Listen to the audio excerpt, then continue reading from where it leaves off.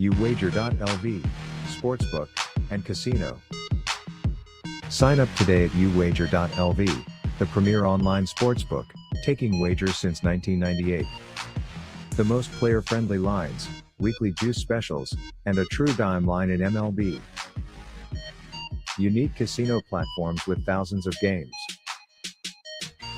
Play poker, high stakes, low stakes, or tournament play. uwager.lv, what we offer. Free same-day payouts.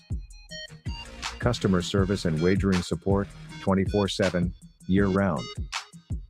Free monthly rebates on your action and daily casino rebates. Contests, free bets, best bonuses, and giveaways. Generous referral program. Get an 80% free play bonus on your first deposit, up to $1,000. Sign up today, and use promo code SPORTSWEB. Remember, you can't win if you don't play. Read these comments. Bucks suck. You know what? You suck. This guy sucks. You know what? You suck. Shitter! Because here's the thing I love about you, Troy. You're the first person to criticize this team, and I'll go ahead and take it. I'll take it like a man. I'll say the Bucks played bad. I'll say the Bucks played like shit.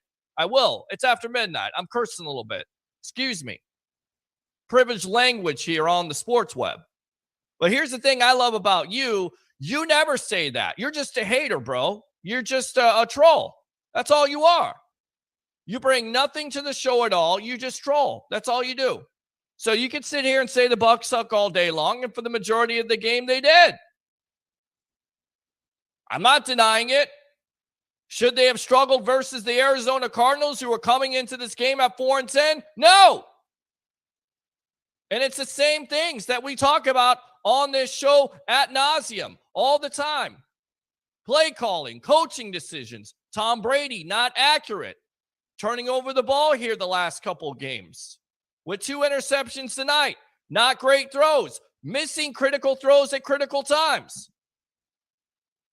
And I always get into these conversations with people on Facebook and YouTube about the blame game. Let's play the blame game. Well, who's it on this time? Well, it's all on Brady. Well, no, it's not all on Brady. It's on the offensive line not playing well. Again, does he have his fair share into it? Yes, of course he does. I pointed that out. I'm not going to sugarcoat this. I'm not a cheerleader for the Tampa Bay Buccaneers. I hate to tell you, even though there's Bucs signs in the background, even though I've admitted that I've watched this team since I was 8 years old, I don't work for them.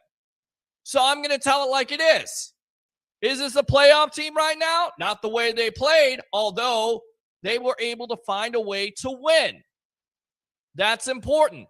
Can they play like this against Carolina? No, they can't. Because right now, I think Carolina is playing at another level, even with an interim coach, even with the trading of Christian McCaffrey and not having a quarterback at the majority of the year. Is the challenge here to win your next 2 games? Yes. Did Tom Brady miss throws tonight? Yes. He missed one in the first quarter. It would have been 7-0 with Julio Jones wide open. I don't know why it takes this long for this team to have the urgency that they do. I don't understand it. You're down 16-6, and then the offense wants to start clicking. Makes no sense. But as we always say here, a win is a win. They're 7-8, and they got an opportunity to take care of business next Sunday. Are you frustrated? I am. Because the majority of this game was like a Christmas movie / Halloween movie, a nightmare before Christmas, with the offense being the nightmare. And then it's a miracle in Glendale when you come back in the fourth quarter with 2 straight drives. Rashard White with the touchdown. Russell Gage making big-time plays down the field. Getting the field goal to tie it up. And then, of course, it's a wonderful life. Because somehow, some way, you pull out a victory. Which, by the way, hats off to the defense keeping you in the game tonight. Hats off to them. So you can sit here all day long, Troy, and say the Bucs suck. But here's the deal, my friend. Merry Christmas to you. I hope you got coal in your stocking. The Bucs win 19-16 to go to 7-8.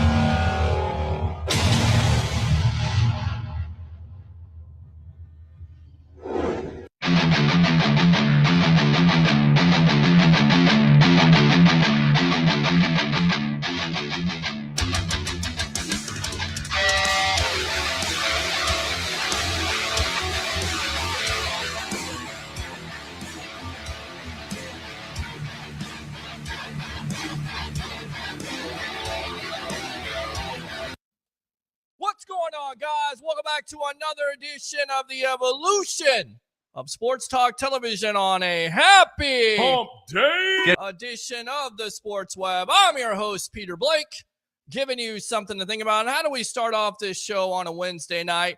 Bring your passion, bring your excitement. Just don't bring any nonsense. On tonight's show, we'll have former Tampa Bay Buccaneer Mr. Ricky Reynolds in the building with us, talking about your Tampa Bay Buccaneers. At 9:30, we'll have Pris Wood of the National Football Lovers page. She'll be talking about the Raiders and what they did today with Derek Carr going around the NFL. Get her thoughts, of course, on Brady and the Bucs. And then at 10:20, we will have Mark Mancini of Mancini Media, XM Sirius Radio, former XPW announcer, and, of course, the bodyguard of the Berg, Mr. Ralph Williams, giving you all the turnbuckle talk that you want, WWE, AEW style. And then, of course, as always, your phone calls, 727-255-0391. It's 727-255-0391. So without further ado, let's welcome him back. Former Tampa Bay Buccaneer, New England Patriot. We still mention it here, but he's more of a Buck than a Patriot. Mr. Ricky Reynolds, welcome to the evolution of Sports Talk Television. How you been, my friend? Peter, I've been doing pretty good. How are you been doing? Been good, man. This season has been a little bit tough to swallow, and if you ever told me that this team would struggle with a 7-8 record with Tom Brady at the controls and the majority of the team back, although they had lots of losses to the offensive line, that we had no idea that it would be this bad. I mean, give me your thoughts on this Tampa Bay Buccaneers season. How disappointed are you? And do you think they can turn this around and make a run for not only a playoff appearance, but also a Super Bowl? Well, yeah, it's definitely been a disappointing turnout for this offense, especially this offense. Just no execution, not scoring points, very inconsistent. And it's been going all year long. They are who they are. I mean, this is the team. This is who this team is for this year. And, they just don't have it. They're really hurting in the middle of that offensive line, puts a lot of pressure on Tom. When he takes all those hits that he takes, that wears on you mentally and physically. And it shows in how his accuracy is, how he throws the ball down the field.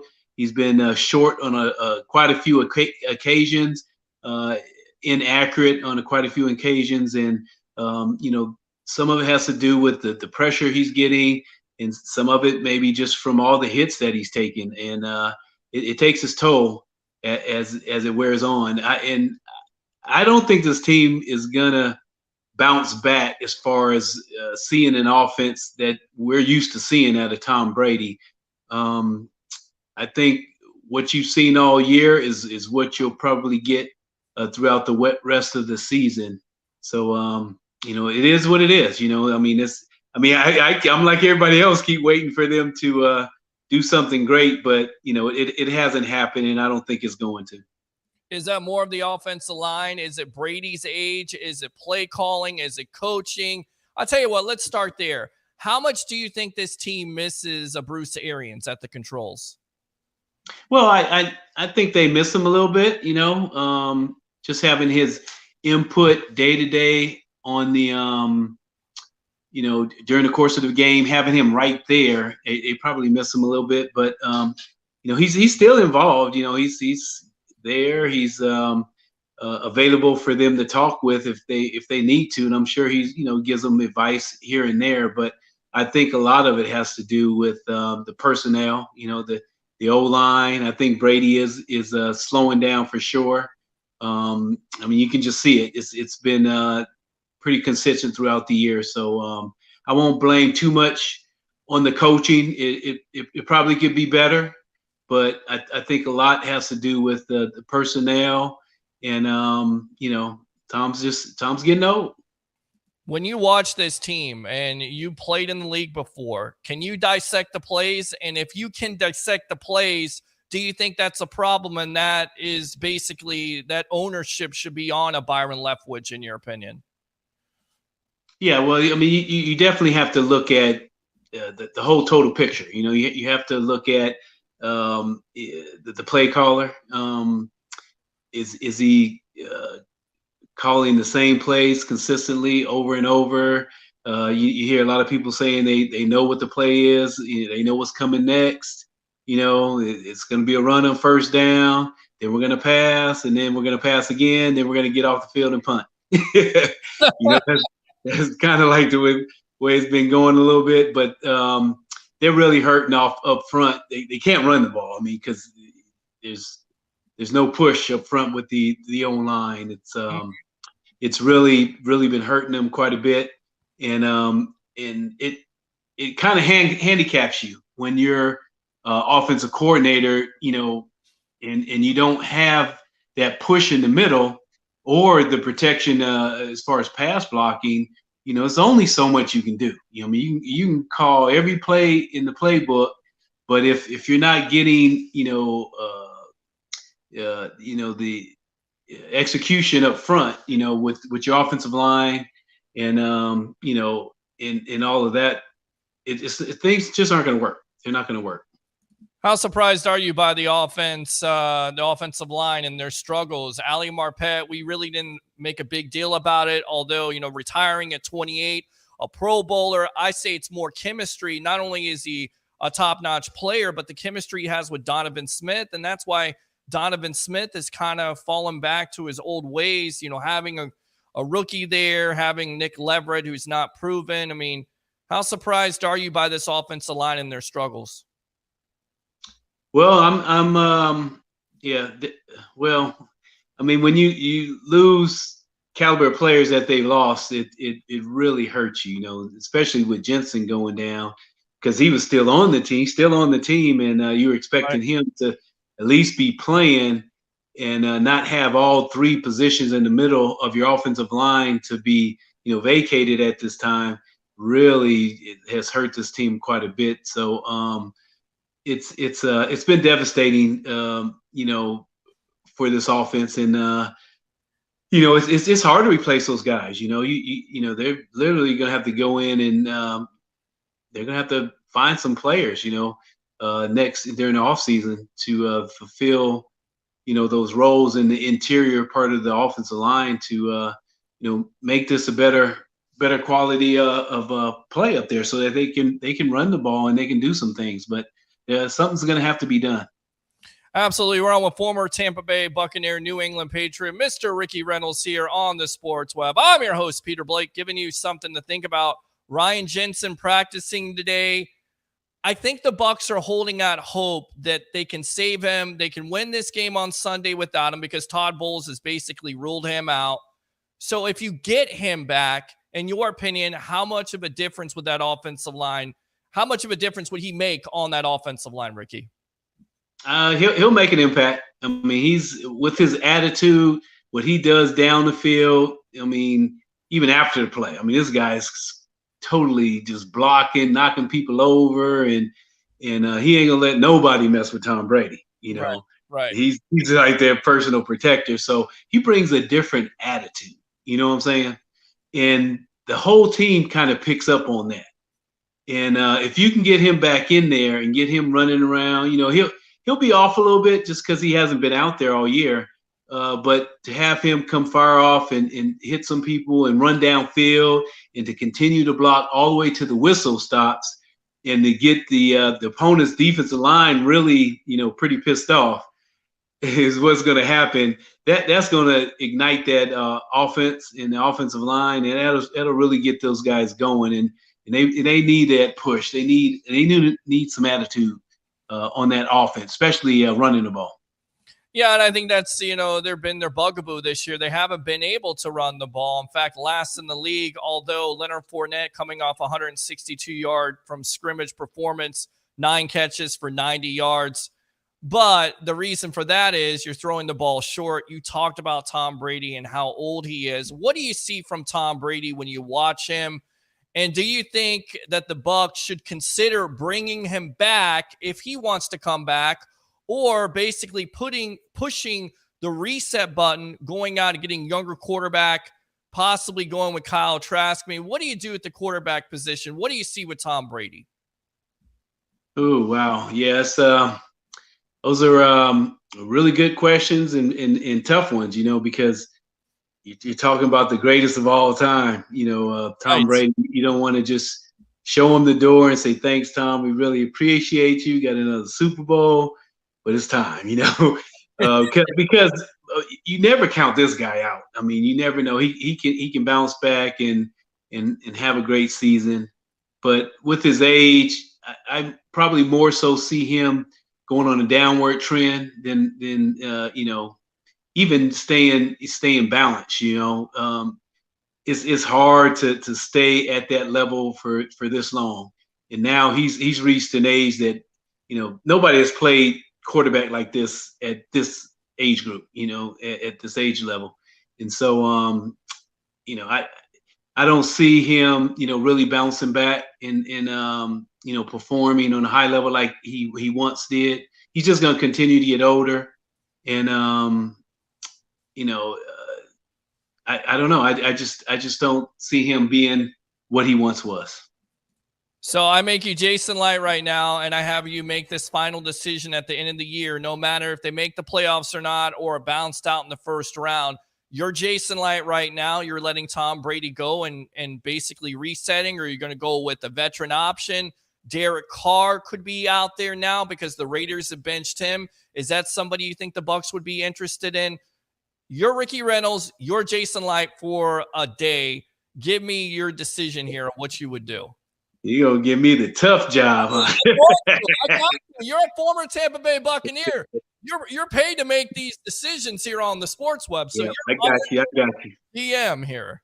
Yeah, well, I'm definitely a guy that I would go back in and immediately after the season's over. We're not throwing away Tom yet, but we have to go and evaluate everything that happened during the course of the season. You have to look at every play. You have to look at how Tom performed. How is he moving? How is he throwing, executing? To really see is he losing it physically? Mentally? What's going on? What was the cause of him performing the way that he performed during the course of this year? And then kind of make your decisions based on what you see during the course of this season to see if you want to go further. And that's what I would do first is not to be in a quick hurry, but just to really dig into that tape and see what it's saying, and go from there. And if you don't like what you saw on tape, which we didn't most of the year, then and you're thinking that he's declining, then you definitely have to start looking other places. I don't mind them, drafting somebody, but you have a team with a lot of talent on it, and you might want to get somebody in here that can come in and get some things going now. Is probably what I wouldn't want to do. Mm-hmm. And somebody that can maybe hold the reins down for a couple of years until you maybe have a young guy that's ready to go.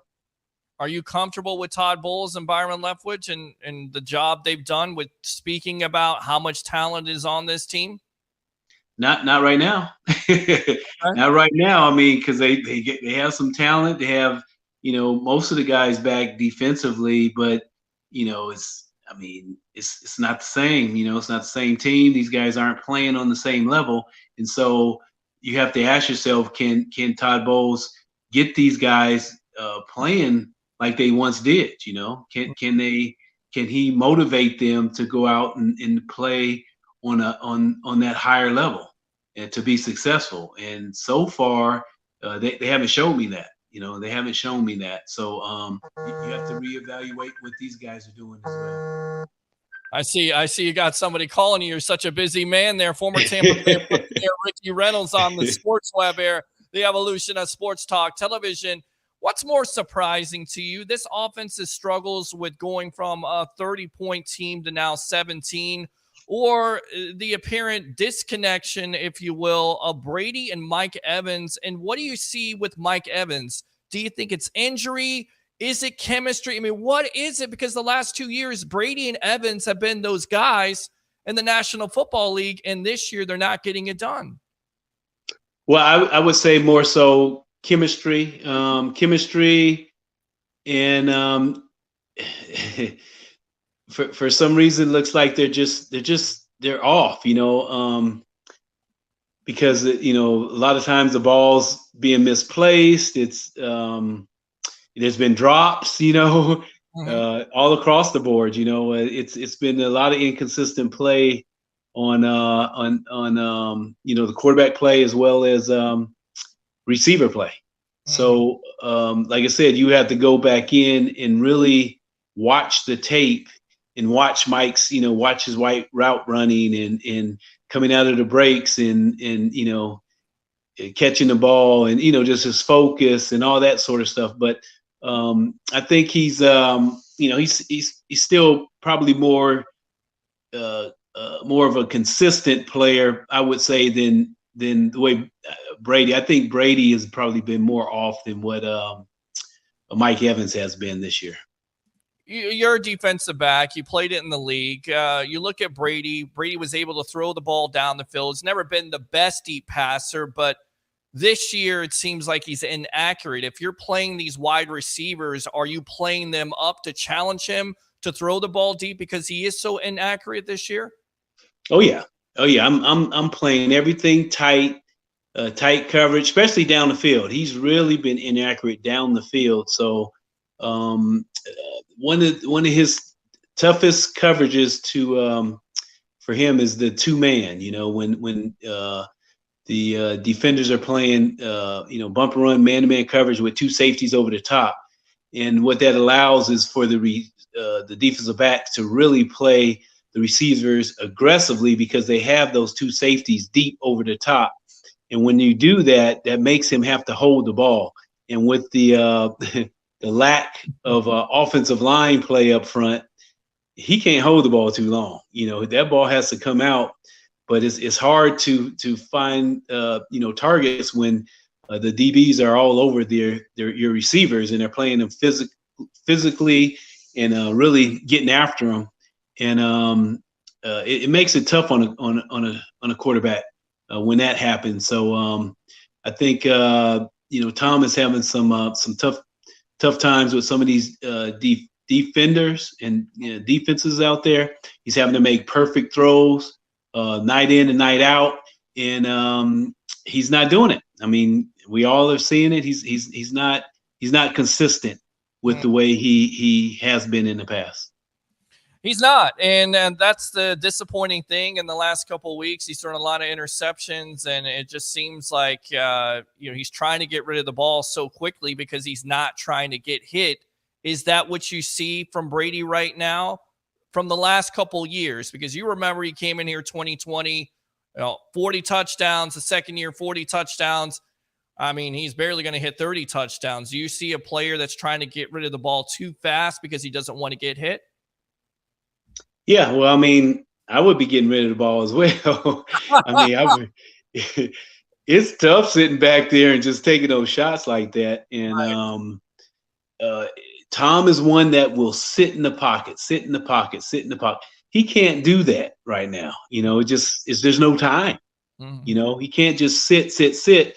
And that has in the past has allowed him to be able to make those plays down the field because he's able to sit there and have confidence enough to wait all the way to the last minute, before he delivers that ball and is able to make some good throws. But like you said, when the guys are coming in there as quickly as they are, and he's having to throw it in 2 to 2.5 seconds, it's tough. It's really tough. And then when that ball's coming out, a lot of times the receivers aren't open. They're just now coming out of their breaks and different things like that, and it makes it for a tough day.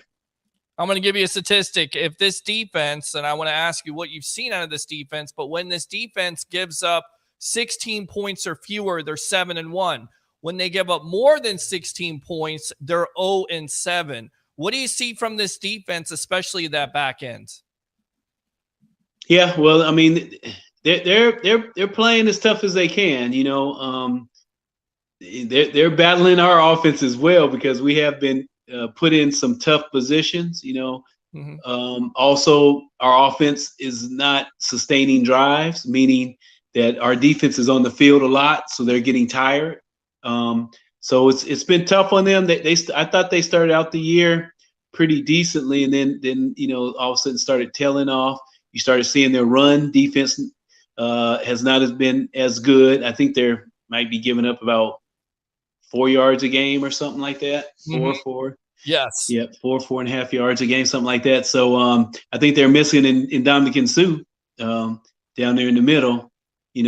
But they have to get better at stopping the run consistently. They've battled some injuries as well on defense, and it's been some inconsistent play. It's been some inconsistent play.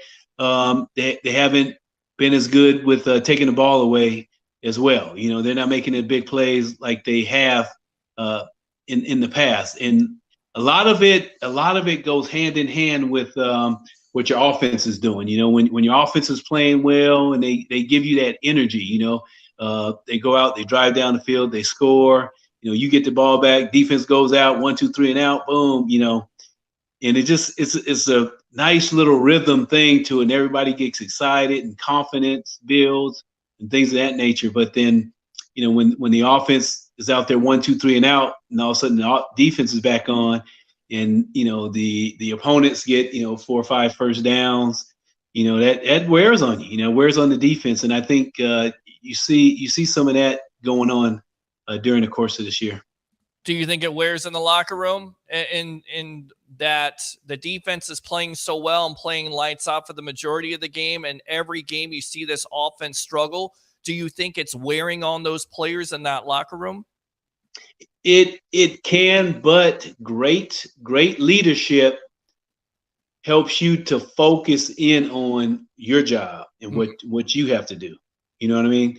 And so the defense, the defense, they need to just worry about, handling their business and take care of their jobs and just trying to do whatever they can do to get the ball back to the offense. So prayerfully, these guys are staying together, and they're, defense taking care of their business and offense is taking care of their business. So prayerfully, that's what's going on, and that's what you want to have happen, is have great leadership and these guys staying focused. I'm pretty sure that's what they're doing. All right, Sunday, I got to get you out of here on this because I know you're a busy man. Can they beat the Panthers for the NFC South crown? And what's your biggest matchup here or key to this game for the Bucs to win, in your opinion? Oh my goodness! I'm asking. Yeah, can they win? They can win. They can win. The game probably will be close, right? Especially the way that we have been playing offensively. But Carolina Panthers have a lot of confidence right now. They're playing well. I think they've won their last maybe 4 out of the last 5 or something like that. They're doing well. They have hopes of maybe trying to get into those playoffs. So it's going to be tough. It's going to be a real tough game. I think it'll be close. But I think this is one that we will win on Sundays. We play Sunday. Yeah. At 1:00. Former Tampa Bay Buccaneer Ricky Reynolds on with us here on the Evolution of Sports Talk Television. Where can people find you? Or are you just what are you doing right now with yourself, Mr. Ricky Reynolds? Man, I've been busy. I have owned some rental properties and things of that nature. So I've been had to go through an eviction with one of my tenants, and that was quite an ordeal. It was a lot of work. They almost put me into retirement. Oh my gosh. I mean, you walk into the room, you're like, I'm Ricky Reynolds. Okay. I used to be a football player. Get out. Yeah. I wish it was that easy. They probably made him sit and leave even a little bit longer. Ooh, yeah, Rick, we sit down a little longer. Little squatting rights there. That's what yeah. That's a tough business to be in, but you know what? You were a tough player when you played for the Tampa Bay Buccaneers, one of the top players I remember as a kid watching, and now it's so cool to have you a part of the Evolution of Sports Talk Television. Definitely don't be a stranger, Mr. Ricky Reynolds, all right? Yes, thank you. It's good to be back. Good talking with you. Let's talk next week or a week after, whenever you're not busy, all right? Never too busy for the sports web, all right, my friend? Okay, that's fine. Just Peter, just hit me up. All right, there you go. Ricky Reynolds, former Tampa Bay Buccaneer right there, former New England Patriot on the Evolution of Sports Talk Television. Pretty cool, right?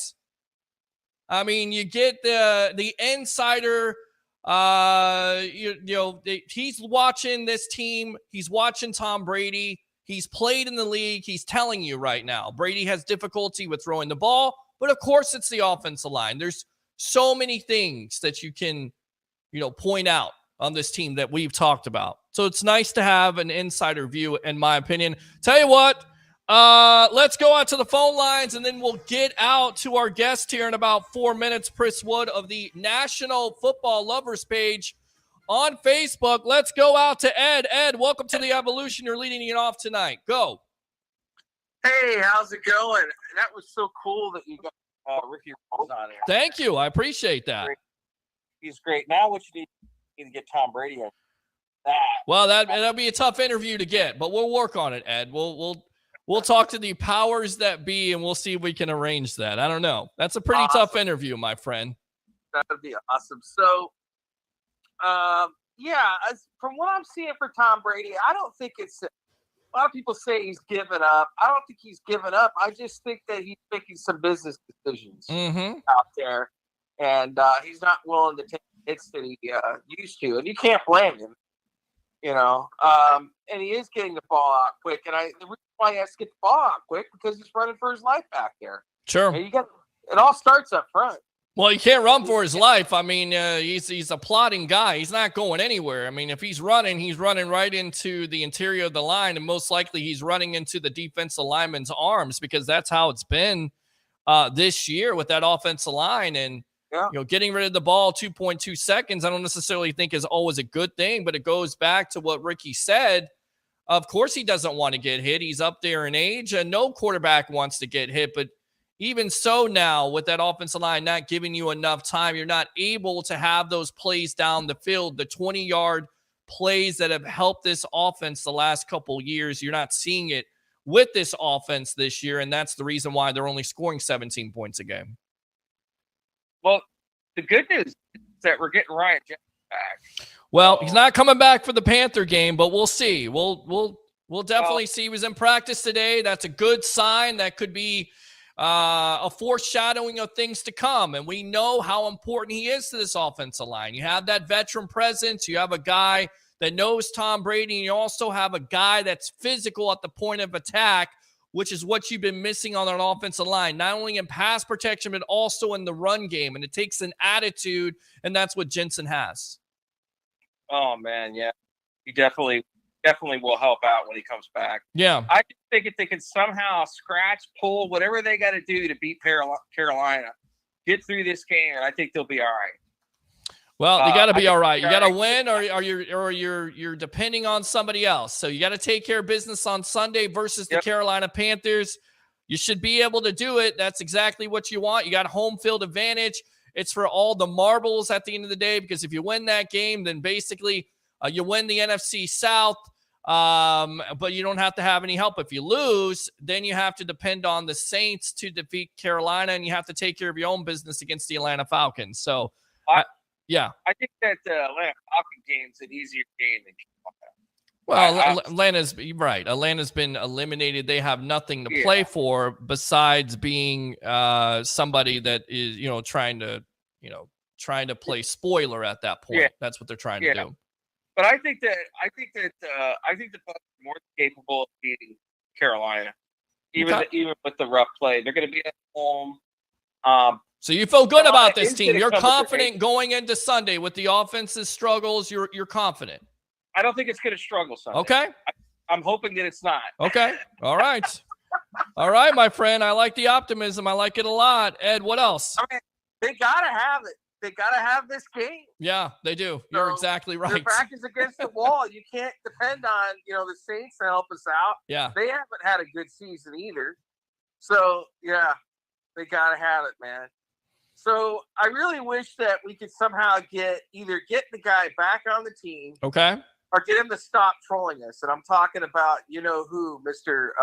Rob Gronkowski. Well, I don't think that's happening this year. He's left the door open for 2023. According to Eden Rappaport, he had discussions with the Bucs. He reached out to him in Thanksgiving. Nothing happened. They were exploring options. I mean, talk is that he's lost 40 or 50 pounds, so he's not necessarily in football shape. I definitely think it would be nice to have him back this year, but you don't. You have to go with what you have. I don't know what to anticipate next year. Brady's back, then he's back, I believe. If not, then he goes with Brady or he stays retired. I think Brady either is going to retire and be a Buck. We talked about this earlier about the $35 So you don't think he's going to go with Josh McDaniels with the Raiders? No, I don't think he will. I don't think the Bucs can afford to let him go. They're going to have to sign him to something. Okay. That makes lots of sense. I mean, $35 million cap hit, that's for sure. Yeah. So they're going to have to figure something out. Lots of decisions to be made in the offseason, but we're not at the offseason yet. I tell you what, let me give you the Macho Man. Oh, yeah. I got to run, my friend. Use that second call. Thanks a lot for the call, Mr. Ed. Right there. I know you don't like to be called out. Let me read these comments, and we'll get out to our guest here, Pris Wood of the National Football Lovers page here on Facebook, doing some great things, and also talking some Las Vegas Raiders football. There's a correlation, ladies and gentlemen. You already see what it is. What's up, says LaMarcus. Troy says first. No, you're not. LaMarcus was.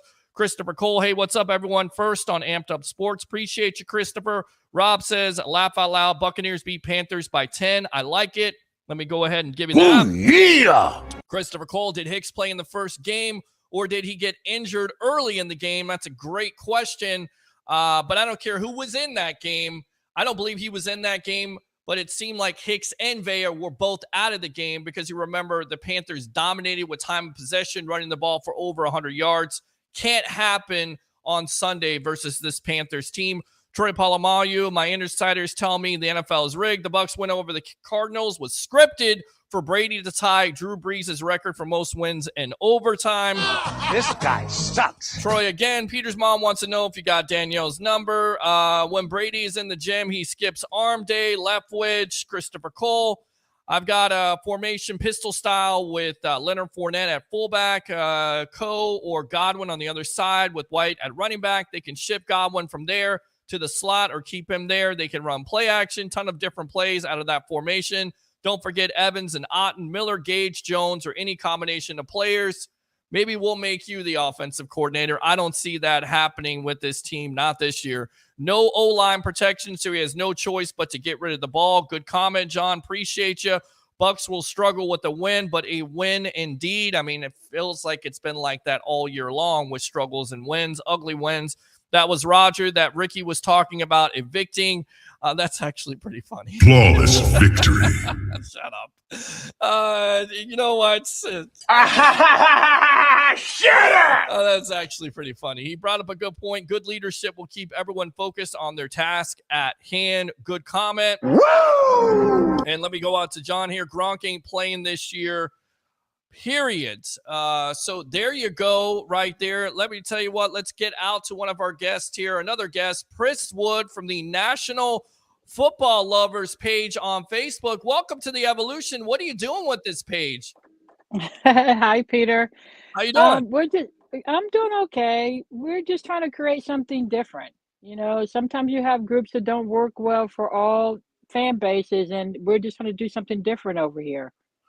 I like it. I like it a lot. What makes your page so much different from everybody else's? Go ahead and explain the story behind it. Well, it actually all started. I was in a Facebook group to where it was just too much animosity, to where if I posted something Raiders, only Raiders are commenting, or if I posted something, I mean, I'm a female, I don't need to have certain comments. I think it's ridiculous.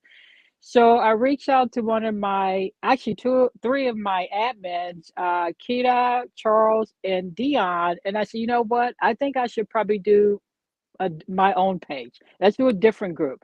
And I want to do it to where we have all fan bases, and we actually do have, actively seek out all fan bases and make it a group to where people feel comfortable. Whether it's a female that has knowledge about the game, or whether it's a female that wants to post a cute selfie, or, people are going back and forth and, talking trash. I wanted all of it. And I reached out to them. I said, well, I don't know, because I don't know, because it's always something when you're dealing with people. And Kita was like, go for it, set it up, and we'll start adding people. And I'm thinking, okay, you know what? Maybe we'll have like 100 people, and we'll be okay. We'll be able to talk football and trash talk and just have a blast and not, deal with animosity, whether it's female, male. And the group just blew up. They started adding people. Then we got to some Buccaneers fans, Scott Bradford and Robert Nobles. They started adding everyone. Then we got into the Detroit Lions, which I was super excited to see Bucks and Lions, because I really haven't seen them in any groups. Tiffany, she added a whole bunch of people from the Lions fan base, and we got into DJ and Jay. They added a bunch of Panthers fans, and then we had Dolphin fans, and the group just blossomed. And it was really great to see everyone participating and having a good time. And, as one person will come into the group, if it's a Buccaneers fan, I designed a post to where it would say welcome to the person, and it would say their team, and then other people in the group, if they're Buccaneers fan, they're like, oh, hey, that person's Buccaneers too. So the posts were designed just to be a point of connection. Sometimes you may be a Bucs fan, but you may not know any other people that are Bucs fans or Raiders fans or whatever fans. And the group is just a melting pot of all fans, to where it's like, I want to meet other Raiders fans that are not in the New York, New Jersey area, but at the same time, I may want to go to a random game that's nothing to do with Raiders, and I want to hang out with other fan bases. And that's the beauty of the group. That was the whole point of getting the group started, just have a melting pot of all fan bases. And I think we've accomplished that. We have excellent members, as you can see, you're in the group, that are great. I mean, they're very active in the group. We have a good time on game day, not game day. It's just a great place to be. Yeah, it's absolutely a great place to be, like 3,000 members. Now, how disappointed are you in your Raiders this year? Lots of expectations. You get Devontae Adams, Derek Carr's coming off a big year. You have a new coach in Josh McDaniels, who has supposedly an explosive offense. So how disappointed are you with your Raiders in 2022? I'm not disappointed with our guys. I really can't say I'm disappointed with our guys. At the beginning and end of the day, they have to run the plays that are designed for them, because that's what they're getting paid to do. It's not like if I play defense, I can go out here and say, I'm not going to do what coach wants me to do. I'm going to run something completely different. That's generally not the way it works. So I'm not necessarily disappointed with our guys. I am disappointed with coaching. I don't know McDaniels personally. I don't know him from a can of paint. But if it's me and I'm looking to hire a coach, I might interviewed him for general purpose, but otherwise he wouldn't have stepped in the building. I don't think he's qualified. I just don't. when you're a head coach, this is the beauty of being a head coach. For one, no one owes you anything. But if you're going to be a head coach, if you're going to be any type of leader, do not accept the position if you're just going to run it into the ground, or if you're not qualified for it, or if you're not really going to try to better yourself and better the people that you're leading. So if you step into the Raiders offense, we went to the playoffs last year with Derek Carr calling all the plays, playing. I mean, he's been coach, he's been QB, he's, trying to get PI calls so we can make the playoffs, which he did well beyond what anyone should have asked him to do. And then we have a coach that comes in here when we have just our offensive weapons are ridiculous. Defense has stepped up. We basically are a playoff team. We're a playoff caliber team. And then we have a head coach that comes in, and we look like we should be playing college ball or high school ball. We look ridiculous. And I cannot blame the guys. I cannot blame my players to a certain point. Yes, maybe there are fumbles that have happened, tackles, open field tackles. My QB, yes, Carr could be playing better. But we dropped like 4 of the 5 games, our first 5 losses, that should not be losses. And you have a coach to where if I have specific players and that's their skill set, that's where they thrive, I should not be designing plays that's not highlighting that. Too many times we have quarters to where I even wonder myself, is Adams even in the game? He's not getting touches. We run. We run the ball 4 and 5 times. We don't open up the field. If we just simply get Adams some touches, open up the field so Jacobs can hit those pockets. Pockets are created because then we're not so predictable. But we're not doing that. We're just not. I don't know how many times in the history of Raiders football to where we've had quarters like this to where it's like, okay, what are we doing here? And nothing's changes. It's like, okay, at one point we were playing 2 different halves. We would score, the first half, and then the second half, nothing. Or we would not score, then we score. But what people don't realize when they look at Derek Carr, it's not necessarily all him, for one, because when Adams touches the ball, we win the game. This is plain football 101. And he's been saying, you're not giving me the ball, but that has not changed.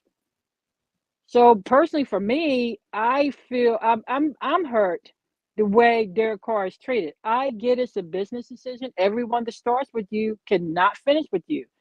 That's just a business decision. I get that. But sometimes it's all in the way it's done.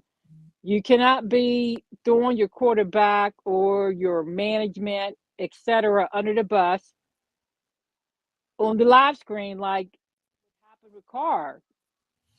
Well, and that's been the decision today that's been made. The Raiders have decided to bench Derek Carr for the next 2 games. 217 touchdowns, 99 interceptions, a 91.8 rating as a quarterback for the Raiders.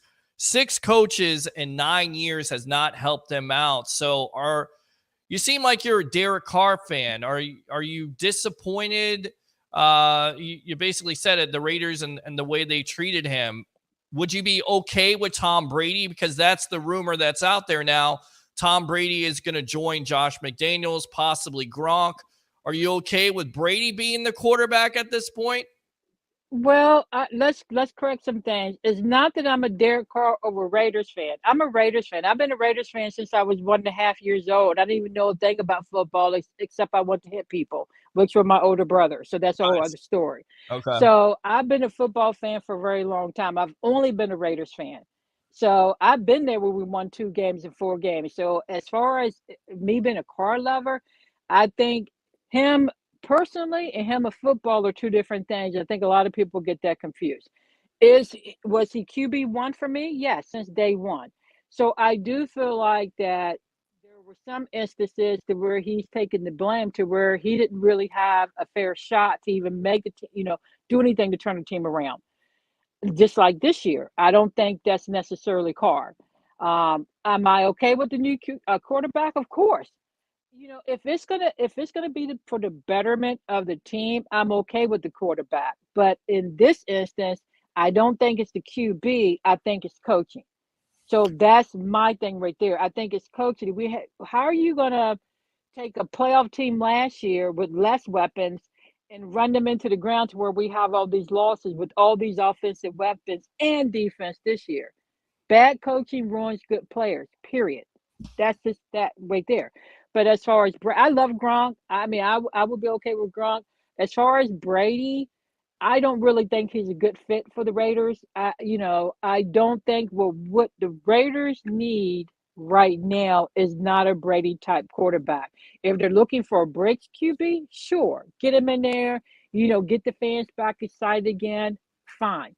But as far as if you're looking to build a franchise, no. I think there's two things if you're looking to build a franchise. If you're not going to stick with Carr, I think you have to get a QB in there. And you have to get a whole new coaching staff in there that's going to build a team that's representative of Vegas. And we have not done that yet. Well, and I agree with you, Ron, with Pris Wood. I definitely agree with the coaching. I think he's overrated at best. I think he's on the coattails of Bill Belichick. And you're exactly right. That was a playoff team. You get Davante Adams, so your offense should be that much better, and they're not. This is what Davante Adams had to say today. I'm not going to sit here and go on and on. I support my guy. We got to finish this season out the best way we can, possibly with all the things considered at this point. Anything else that you guys got, you can leave that for Coach or for Derek. Now, of course, Adams, 88 catches for 1290, 12 touchdowns this season. You watch this team. Does it seem like at points during the season that Josh McDaniels forgets about Adams because he has like 5 or 6 catches in the first half and then basically nothing the second half? Or am I imagining things here? No, I've been saying that since early in the season. If I can bring up every single post, I'm like, open up the freaking field. I think last time he had like 6 touches, and then there's like this whole argument, which I love Jefferson. And it was one of the discussions then. It's like, well, Adams, I'm like, well, that's like apples and oranges. If Jefferson is getting touches, if he's getting the ball, of course, common sense, he's going to have more yards. That's just the way it works. But Adams is just not getting the ball. There are times in the game, like I said, I literally have to look, well, where's Adams at? Our play call is either completely off or too predictable. Either we run the ball to where, I could know myself that Jacobs is going to get the ball because we run, or we hit Adams with 2 yards, 3 yards. Why is he getting 5 yards versus 20 yards? Mm-hmm.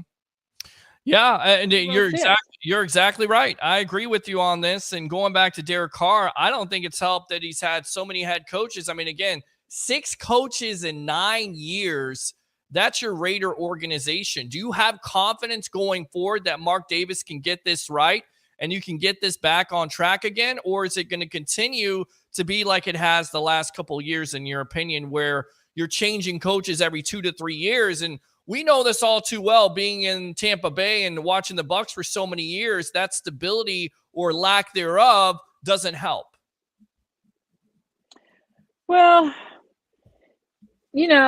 as far as the coaches now, I would be totally okay with the whole new coaching staff. I think right now the fit for Las Vegas, because it's like it's like a Showtime town, and it just doesn't work right now. So of course we have to make changes now, but we have to think outside the box. Has it helped with 6 coaches? No, absolutely not. It's too much. You do not build any type of cohesive unit with that. You don't build any confidence with your players. I did like Gruden as far as what he was able to accomplish on the field, but at the same time, you got to develop your players. We let go of Abrams. He to me was like a little mini Ronnie Lott. The way he hit, the way he was so enthusiastic, but he wasn't developed. So we have to go think outside the box to where, okay, we're going to get a coach in here that's actually actively developing and strengthening, conditioning players, these young rookies that we're getting in that go bust because they're not been developed properly. Some coaches are just relying on their athletic ability, and they're not developing them, understanding that, hey, if I develop this person properly, they're going to be able to make these open field tackles, and they're going to last a long time because they're not going to get injured. So I feel like that we definitely need to have a coaching change, but we can't go with someone, oh, because they did well with this particular team, they're going to do well with us. We have to hire a coaching staff that's going to fit us and fit our guys. One thing I do love when I talk about coaching staff, I love McVay, right, from the Rams, something like that. Someone that understands, hey, different players, what he was able to do with Odell, the Giants wasn't able to do, because this particular coach understood that different players require different things. And that is called meeting them where they're at. If you're not going to meet a player where he's at, understand that Jacobs needs this, Adams needs this, Carr needs this, then don't even step on the gridiron, because you're not doing anyone any justice. And honestly, that is one of my biggest pet peeves with some of these coaches. How dare you take someone's livelihood? This is their life that we're talking about. This is how they earn a living, how they support their families. This is what they want to do, what they were born to do. So how dare a coach step on the field if he's not going to help that player elevate, if he's not going to be there for the betterment of the organization? Please don't even come into the locker room. Don't even apply for the position. And that's when people have to look within themselves and say, hey, listen, I would love to do this, but there's other things I need to do to get to this next level. All right. Yeah. Well said. Well said. We're on with Pris Wood of the National Football Lovers Facebook page here on the Evolution. It's the Sports Web. I'm your host, Peter Blake, giving you something to think about. All right. You talked about you're a lifelong Raider fan. Who's your favorite Raider of all time and why? Oh, my gosh. Probably, well, I have two, Long and Lott. Probably Lott. It's kind of hard to say between the two. I just like them both. Lott because I think as a female watching football growing up, my dad was a little bit old-fashioned. Okay. So he didn't necessarily believe in like the whole sports thing. It wasn't until I got to high school and did all the sports and won medals and things to where he kind of turned around. But growing up, I was just fascinated that anyone could hit someone and knock them out. So I blame Lott for a lot of the fights I got into in school because I was like so I blame the Raiders and I blame Lott especially because I saw him hit a player and I was like, oh my gosh, you can do that? And I was just fascinated with that. And Lott just because, Long because of, how he represents the Raiders. And that's what I also like about Adams. So that's probably my Carr and Adams, the way they represent the organization. You could be on the field and you could be doing whatever, but when you represent a organization and it just runs through you to where no matter what you do, you want the organization to be shined upon well. I have a lot of respect for players like that. And that's how I feel about Long. Howie Long, of course, you're talking about yes. One of the greatest defensive tackles, one of the greatest defensive players of all time, who used to actually say Leroy Selmon was great. Of course, the sign back there, former Tampa Bay Buccaneer, great, now in the Hall of Fame. You think the game is a little bit too soft? I mean, you love Ronnie Lott. Do you think the game is soft in your opinion? Not necessarily, because as you know, we're going through like the fourth phase. Since I've been watching the game for so many years, we're going through like the fourth phase to where it's just natural to where the owners are now looking at players as, okay, this is my investment. If you look at the history of football right now, we're going into players being more entertainers than players. So they're looking at, okay, if I have a really good player, how can I keep him in the game longer? And owners have realized a lot of the hits and things like that, those are injuries that happen, things like injuries that can happen over the course of years. And it shortens the lifespan, so to speak, of players, especially when you look at like your running backs. And even though they're great, they don't last, or they didn't used to last as long in the NFL as they're going to start, because the game is faster and stronger. So I do feel like it is a lot softer than when I grew up watching it, because I mean you're literally getting punched in the face or in the face mask, or you're getting elbowed, and that was just, wasn't going to be called, to now. But I think this is the next phase of it, to where you're going to have an NFL and the XFL, like that combination, to where it's just going to be a running game and everybody is going to be high scored. It's going to be flashy. A lot of the stadiums now are being either upgraded to where they're 5G, or new stadiums are going to be built. Teams are going to be relocated because it's going to be more flashy, to where it's going to be, I guess, high octane sports, to where everything is like live screen and people are cheering. You're not going to sit down. You're screaming because you're so excited about the game. That's just the next phase of the sport. That's what happened to the NBA, and this is what's happening to the NFL. Good stuff. I love it. Go ahead and promote yourself here on the Evolution of Sports Talk Television. Hello? Are you talking to me or someone called in? No, I'm talking to you. Go promote yourself. Promote your page.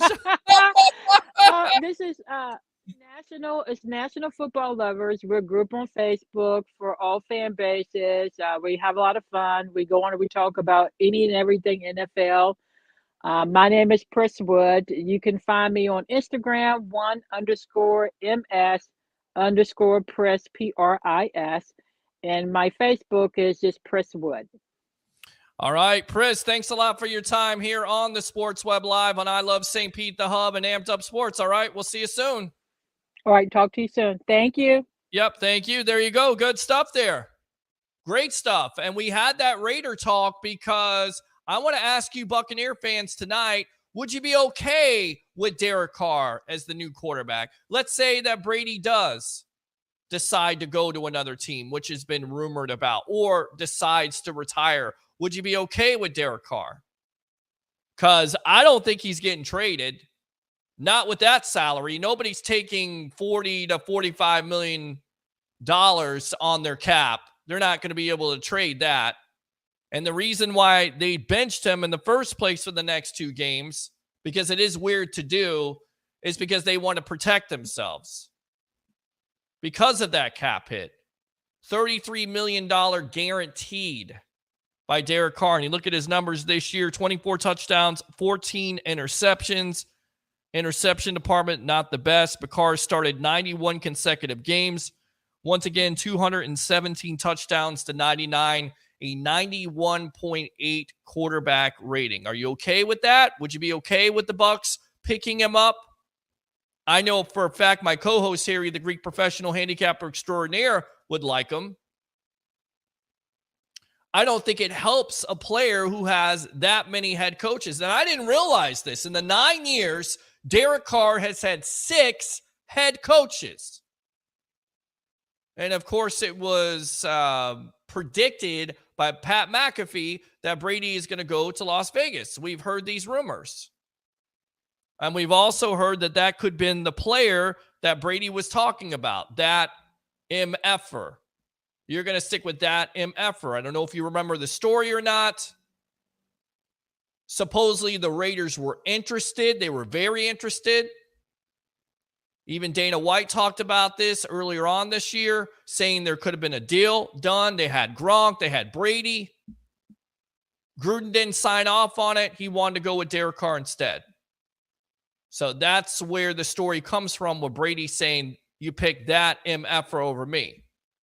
A lot of people thought it was Jimmy Garoppolo, who also may be out there as a free agent. Who knows what the story of that situation is? He wasn't even supposed to be with the 49ers this year. And he is, once again, hurt. So we'll see if he's going to be the starting quarterback or Brock Purdy. Gotta love that name. I'll tell you what, let's take a quick break. And when we come back, we'll take your phone calls. What do you think, Bucs fans? You like Derek Carr? You want him in a Bucs uniform? What do you think about the recent rumors with Tom Brady possibly going to the Raiders? Even the Saints have been bandied about. We'll talk about that, all that and more on the Evolution of Sports Talk Television. Keep it locked. uwager.lv, sportsbook, and casino. Sign up today at uwager.lv, the premier online sportsbook, taking wagers since 1998.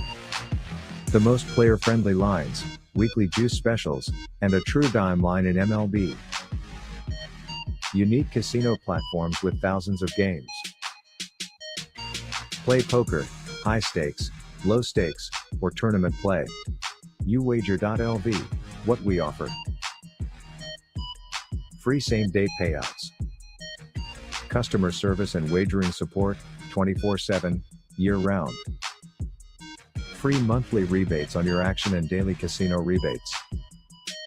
Contests, free bets, best bonuses, and giveaways. Generous referral program. Get an 80% free play bonus on your first deposit, up to $1,000. Sign up today, and use promo code SPORTSWEB. Remember, you can't win if you don't play. At Whiskey Wings, we dish out more than just great food. Come in for a side of the good times with live entertainment, ice-cold drinks, and a rockin' game room your whole family can enjoy. Fire up the fun at Whiskey Wings. All right, welcome back to the evolution of Sports Talk Television. It's the Sports Web. I'm your host, Peter Blake, giving you something to think about. If you haven't heard the big news, Sunday we'll give you your pre-half and post-game editions live from Whiskey Wings in Tarpon Springs, right there, 40737 US Highway 19 North. And the reason why Bucs fans should come out there, not only do you get an opportunity to be a part of the evolution of Sports Talk Television, when you can say what you want to say, whether you're a Bucs fan, a Cowboy fan, a Raider fan, even a Lion fan, I don't care what. If you're an NFL fan, you can always be a part of the evolution. $4 $50 gift cards and an opportunity to win a 50-inch television. For just showing up, for just coming out, supporting the evolution of Sports Talk Television, the Sports Web live here on I Love St. Pete, Amped Up Sports, and the Hub. So definitely get out there on Sunday. Probably start that pregame show about 11:30. Yours truly, along with Harry, the Greek professional handicapper extraordinaire of 1252 Chicago Sports. And, of course, Best of the Bay. We'll have a 2-camera shot there with Tampa Bay Ray Kennedy. You never know who's going to be some of the people that may show up there as a guest.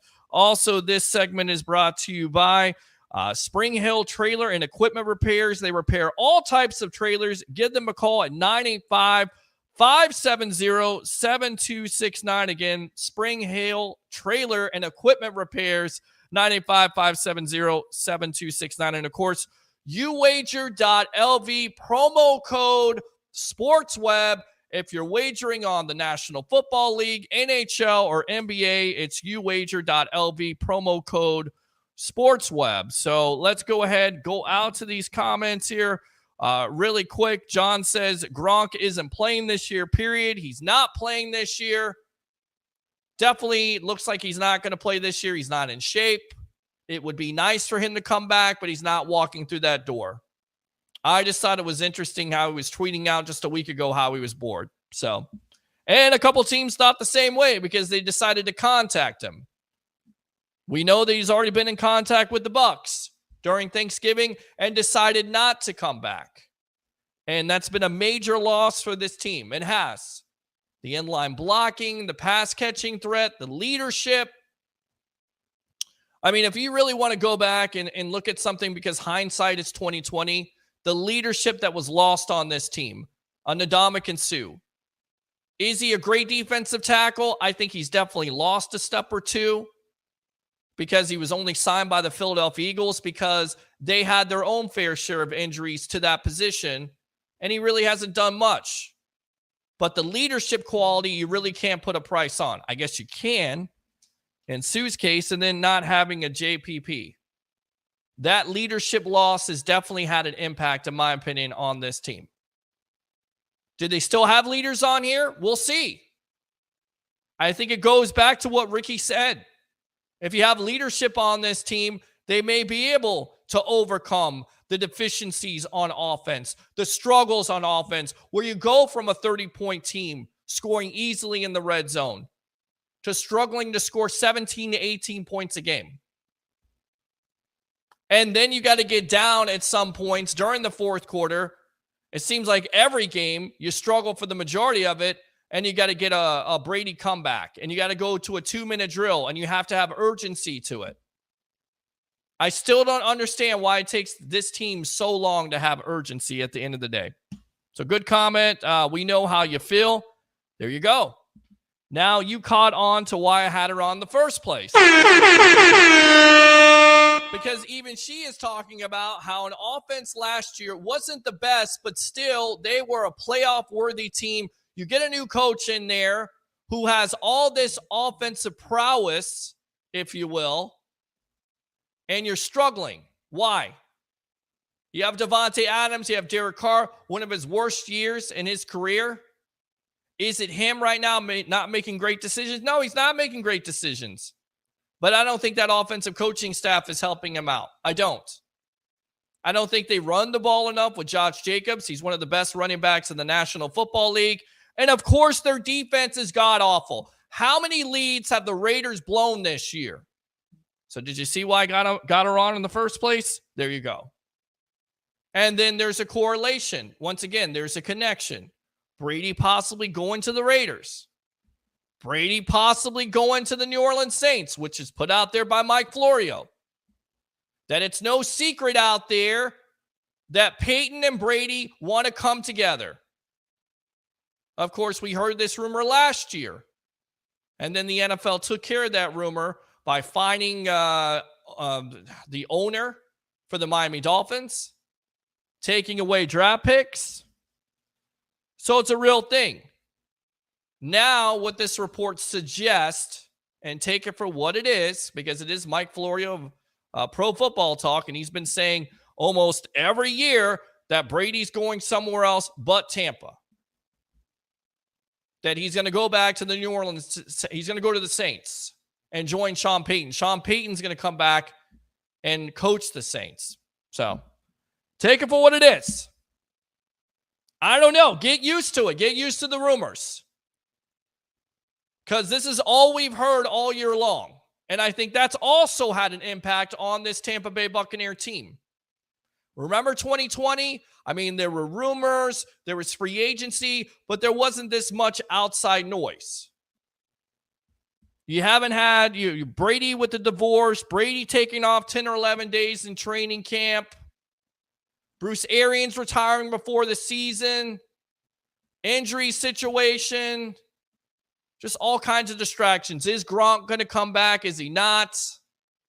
And this started from last year with AB, and it's kind of snowballed. So, yeah, we definitely know how she feels. Because I know there's a lot of Bucs fans out there that feel like the coaching is not getting it done. And they're not getting it done. And if they don't get it done on Sunday against the Carolina Panthers, then some heads are going to roll. Because basically at that point, you have to beat the Falcons and you have to hope that the Saints, the god-awful Saints, who I absolutely cannot stand, Shut up! beat the Panthers that last week. So you control your own destiny at the end of the day if you're the Tampa Bay Buccaneers. You've got to take care of business. You've got to play mistake-free football. You've got to be able to be balanced. You've got to come out and establish something, a lead, not 3-0. I'm tired of Ryan Suckup and settling for field goals when you get into the red zone. I don't know about you, but I'm tired of it. So your thoughts on this Panther game on Sunday, 727-255-0391. It's 727-255-0391. Coming up, we'll have Mark Mancini, former XPW announcer, Mancini Media, talking WWE, AEW. Want to ask these guys, of course, the bodyguard of the Berg, Mr. Ralph Williams, Pittsburgh's forgotten son. We'll give you your turnbuckle talk, and we'll also give you some national perspective on Brady, on what's going on right now, on Derek Carr, which I think was a shocking surprise. Nathaniel Hackett, goodbye. See you later. Was anybody surprised by that? I mean, what's more disappointing at the end of the day, ladies and gentlemen? Is it this Tampa Bay Buccaneer offense? I know locally it may be. But how about what's going on there in Denver? Trading all those picks, getting Russell Wilson, and struggling. struggling mightily to score points. With Russell Wilson, with all the changes they made. Nathaniel Hackett, 1 year, goodbye. See you later. Who's going there? Peyton has been rumored to go there. I doubt it because they just fired Vic Fangio. And by the way, the rumor is that Peyton has him on as a defensive coordinator. So I can't see that happening. There's going to be more coaches to be fired. I mean, 'tis the season to get the pink slip. Bring your playbook. All right, let's go out to Christopher Cole. Is Brady still under contract with the Bucs? No, he's not. He's a free agent. Right now he is, but when it comes free agency time, he'll be a free agent. So does he choose free agency? We know about the cap hits, $35 million. The Bucs have to do something with that. They'll have to figure that out. That's a decision that Jason Light and this organization will make. Am I ruling it out? I don't have any inside to think that Tom Brady wouldn't come back. I told you how I feel about this. I don't think there's a team out there that's going to give everything that they've given Tom Brady. They have rolled out the red carpet for him. When he wanted to go out and get players, they've done that. They've spent the money. Now it's going to come down to what Jason Light and what the Glazers want to do at this point going forward. And of course, that comes down to what you do on Sunday. And how you fare in the playoffs. Playoffs? Yes, playoffs. Absolutely. Even at 7-8 right now with this team. It's crazy.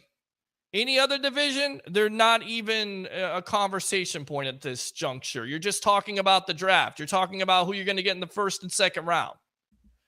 You're talking about who you're going to fire.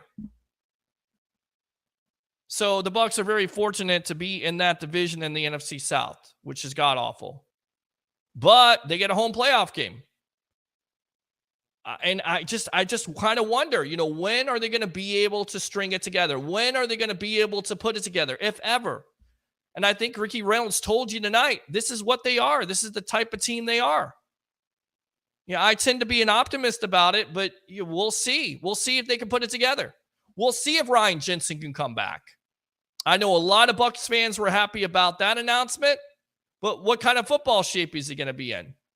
Is Tristan Wirfs going to be healthy on Sunday? If he's not going forward, is he going to be healthy? Because he re-aggravated that ankle injury. What about Jamel Dean? What about Vita Vea? Lots of injury concerns. Lots of players that are going to have to step up. How do you feel about the Panther game on Sunday? 727-255-0391. It's 727-255-0391. So to answer your question, yes, he's still under contract. Yes, it's a $35 million cap hit that the Bucs are going to have to figure out at that juncture. And of course, you've heard about the cap hell that's coming.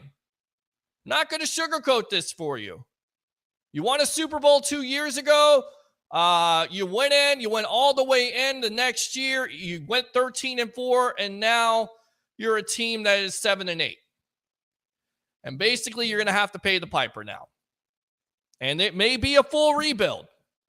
You may push reset. You may go with Kyle Trask. You may go with Blaine Gabbert. You may go with the rookie quarterback and take your chances. You may not be seeing this team go to the playoffs. So would it be nice for them to beat the Panthers? Yes. Because we as Bucs fans know how much this team has struggled.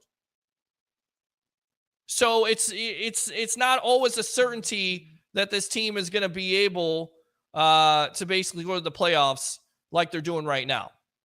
So don't take it for granted. I know a lot of people are disappointed with the expectations being put out there, with all the talent on this team and them underperforming. But if you make the playoffs, you never know. Second season. But you got to take care of business on Sunday, and it starts with shutting down that running game, and hopefully they have Vita Vea back. All right, let me go out to Roman here. Before any quarterback trades, better check that Carfax. I like that. That's a good one. Flawless victory. Very good. I'll give you that one. And you're exactly right. I mean, is that a player that you want to pick up? Some people mentioning Derek Carr to the New York Jets, a perfect signing for them, especially with the debacle of Zach Wilson. Why not? I look at his numbers again. 3,500 yards, 24 touchdowns, 14 interceptions. The interceptions this year are a little bit high. Is he trying too hard? Is he doing too much? Is it a new offense? Again, going back to it, not trying to make the excuse, but we've talked about it on this show. When you have multiple coaches and multiple offensive systems, it's going to basically hinder a quarterback's development. It's going to mess them up. They're not going to be able to progress. They're going to regress, if that makes sense. So maybe that's what's happening with Derek Carr. And he's still 31 years old. It's not like he's over the hill. So there's going to be plenty of teams out there. That's why I don't think he's going to be traded unless there's a team that's going to take on that contract. And with these numbers, I don't see it happening. So he could be out there for the picking for teams like the Jets, for teams like the Bucs. Just mentioning it. All right, Corey Hart goes 12 has got to stop turning the ball over. Agree. Especially the last two games. I mean, think about it. And again, it goes back to it how we talked about a previous quarterback that played in this system in a Jameis Winston and how much hell he caught and how we had to talk about this every night because he used to go 5 days a week. And the whole story was Jameis Winston turns over the ball. Well, the last couple of weeks, Tom Brady has turned over the ball. And he's put this defense in terrible situations. And not only that, with the offense's inconsistency to sustain drives, that has hurt this defense because they're not able to stay off the field. He's not playing well right now. He knows it. He knows he's not playing well. He talks about it all the time in his podcast. You would like to see this team win comfortably on Sunday. For some reason, I don't think it's going to happen. I mean, it's just not in their DNA at this point.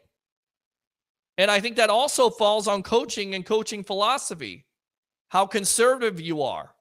How you're not aggressive. How you try to run the ball on 3 straight plays and can't get 1 yard.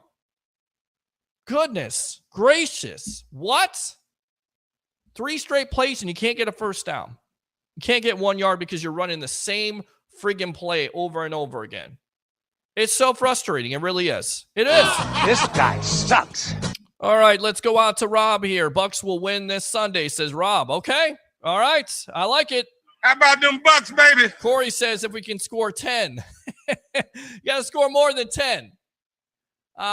It would be nice to score 24. How about 24? We talked about it, the statistic out there. When the Bucks are able, their defense is able to hold an offense under 16 points a game, 7-1. Over 16 points, 0-7. There you go. There's your statistic for the day. You know, it kind of reminds you of the old Bucks, right?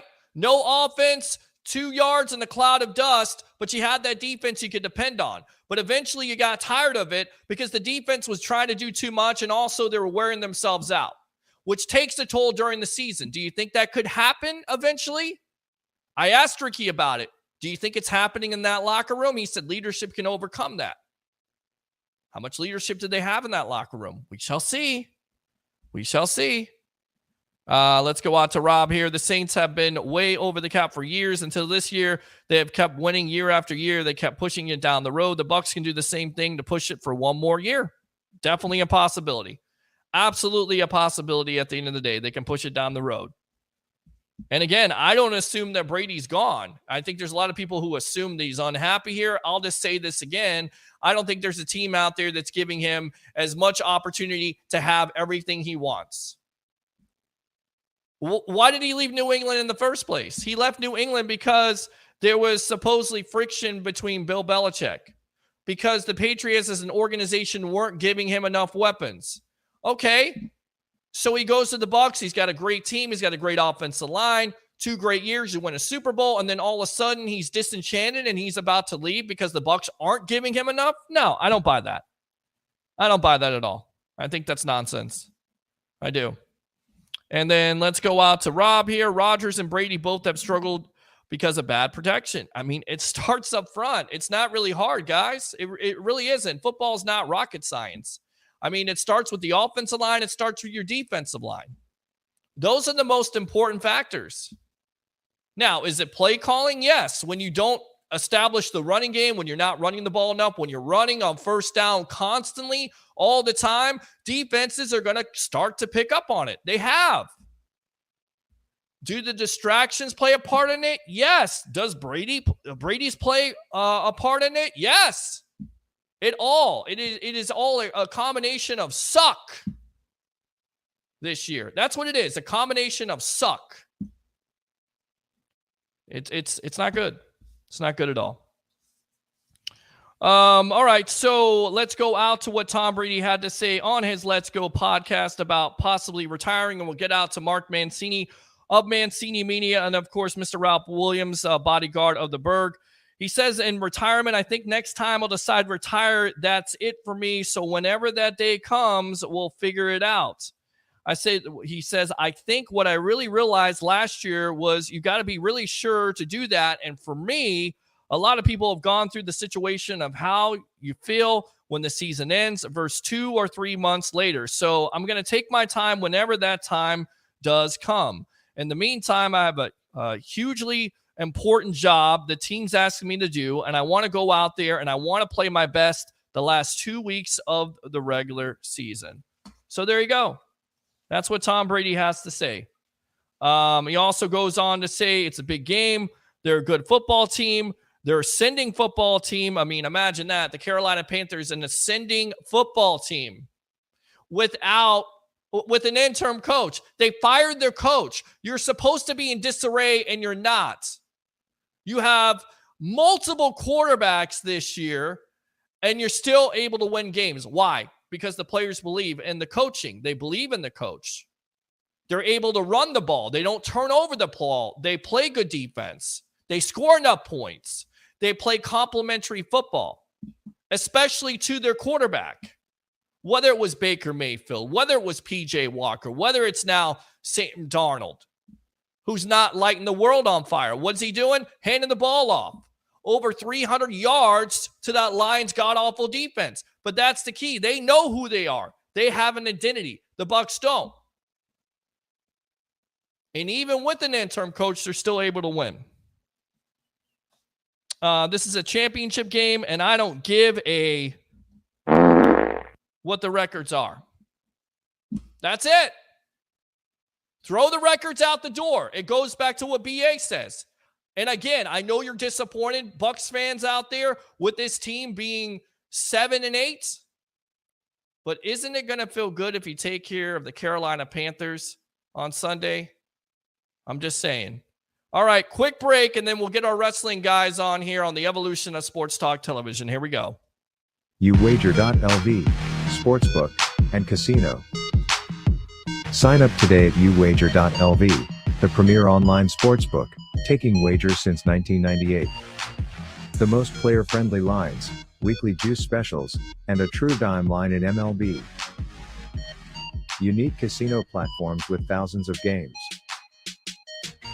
Play poker, high stakes, low stakes, or tournament play. uwager.lv, what we offer. Free same-day payouts. Customer service and wagering support, 24/7, year-round. Free monthly rebates on your action and daily casino rebates. Contests, free bets, best bonuses, and giveaways. Generous referral program. Get an 80% free play bonus on your first deposit, up to $1,000. Sign up today, and use promo code SPORTSWEB. Remember, you can't win if you don't play. All right, welcome back to the evolution of sports talk television. It's the Sports Web. I'm your host, Peter Blake, giving you something to think about. Again, uwager.lv, promo code SportsWeb.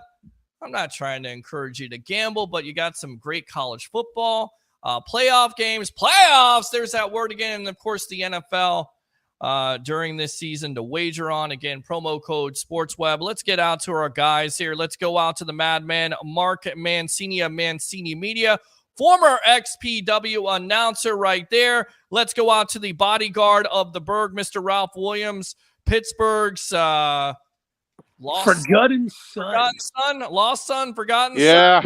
All right, let's have That's at it, me. guys. How surprised are you? Let's get into football really quick, and then we'll get into our we'll talk. How surprised are you what the Raiders did today with Derek Carr? And if you're the Pittsburgh Steelers, and I get it, you're going with a rookie quarterback. Let's say you don't have a rookie there. Would you get Derek Carr? I mean, what do you think about this move by the Raiders, Mark? Well, I'll tell you, I think it was bum, really, on the Raiders' part, benching him. He set all the records there in Las Vegas. I mean, he's a class act. He's a humble kid. I've always liked Carr, and that's the only reason Devontae Adams is there, because Carr's there. That's the only reason he waved his thing and decided that, I'll go to Las Vegas. But to stand there and say that they're going to bench him and let these other guys take their licks, this is a team that's still fighting to get in the playoffs.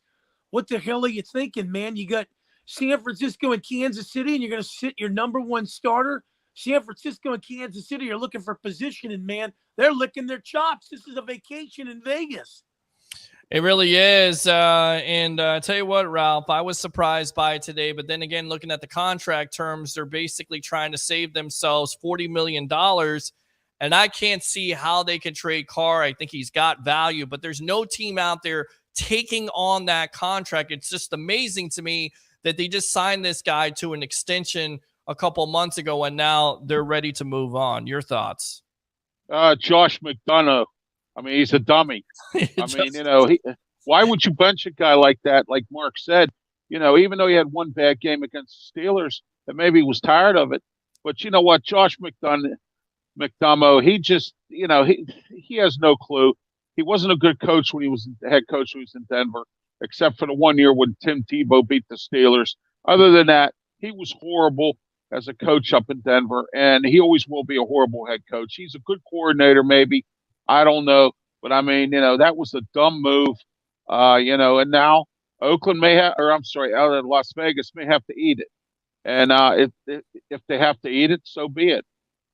Yeah, well, I think they're going to either cut him or they're going to have to pay half of that contract or probably the majority of it in order to trade him out there. I don't see it happening. I think there's a lot of teams out there that are going to play chicken with the Raiders and say, you know what, we're going to wait for you to get down to it, because I think it's like the third year of the third day of the league season. It's like 3 days after the Super Bowl. They have to make a decision that quickly, and if they don't, then that cap charge goes into effect. With that being said, yeah, go ahead, Mark. I said this in the beginning of the year. This is the time when the Miami Dolphins disappoint the city of Miami, man. They're going to lose their last 2 games, and they're going to be sitting home for the playoffs. They haven't been relevant since Dan Marino, and they got a good with Waddle there, and Tyreek Hill kind of remind me of Clayton and Duper, but man, somebody's got to take the fall in Miami if they end the season with 6 straight losses. Somebody's got to go there as like they're going to go in Arizona too. Well, it should be the organization, because they're not able to realize that their quarterback once again is in concussion protocol and suffered a concussion. Yes. He's your future at the end of the day. And I feel like, guys, we could be seeing Tua's last days with the Miami Dolphins, because I don't think he's going to another team. I think he may retire. And I'm looking at it for the health and safety and the well-being of this kid. How many concussions has he had just this year? And who knows how many concussions, Ralph, he's had over his career.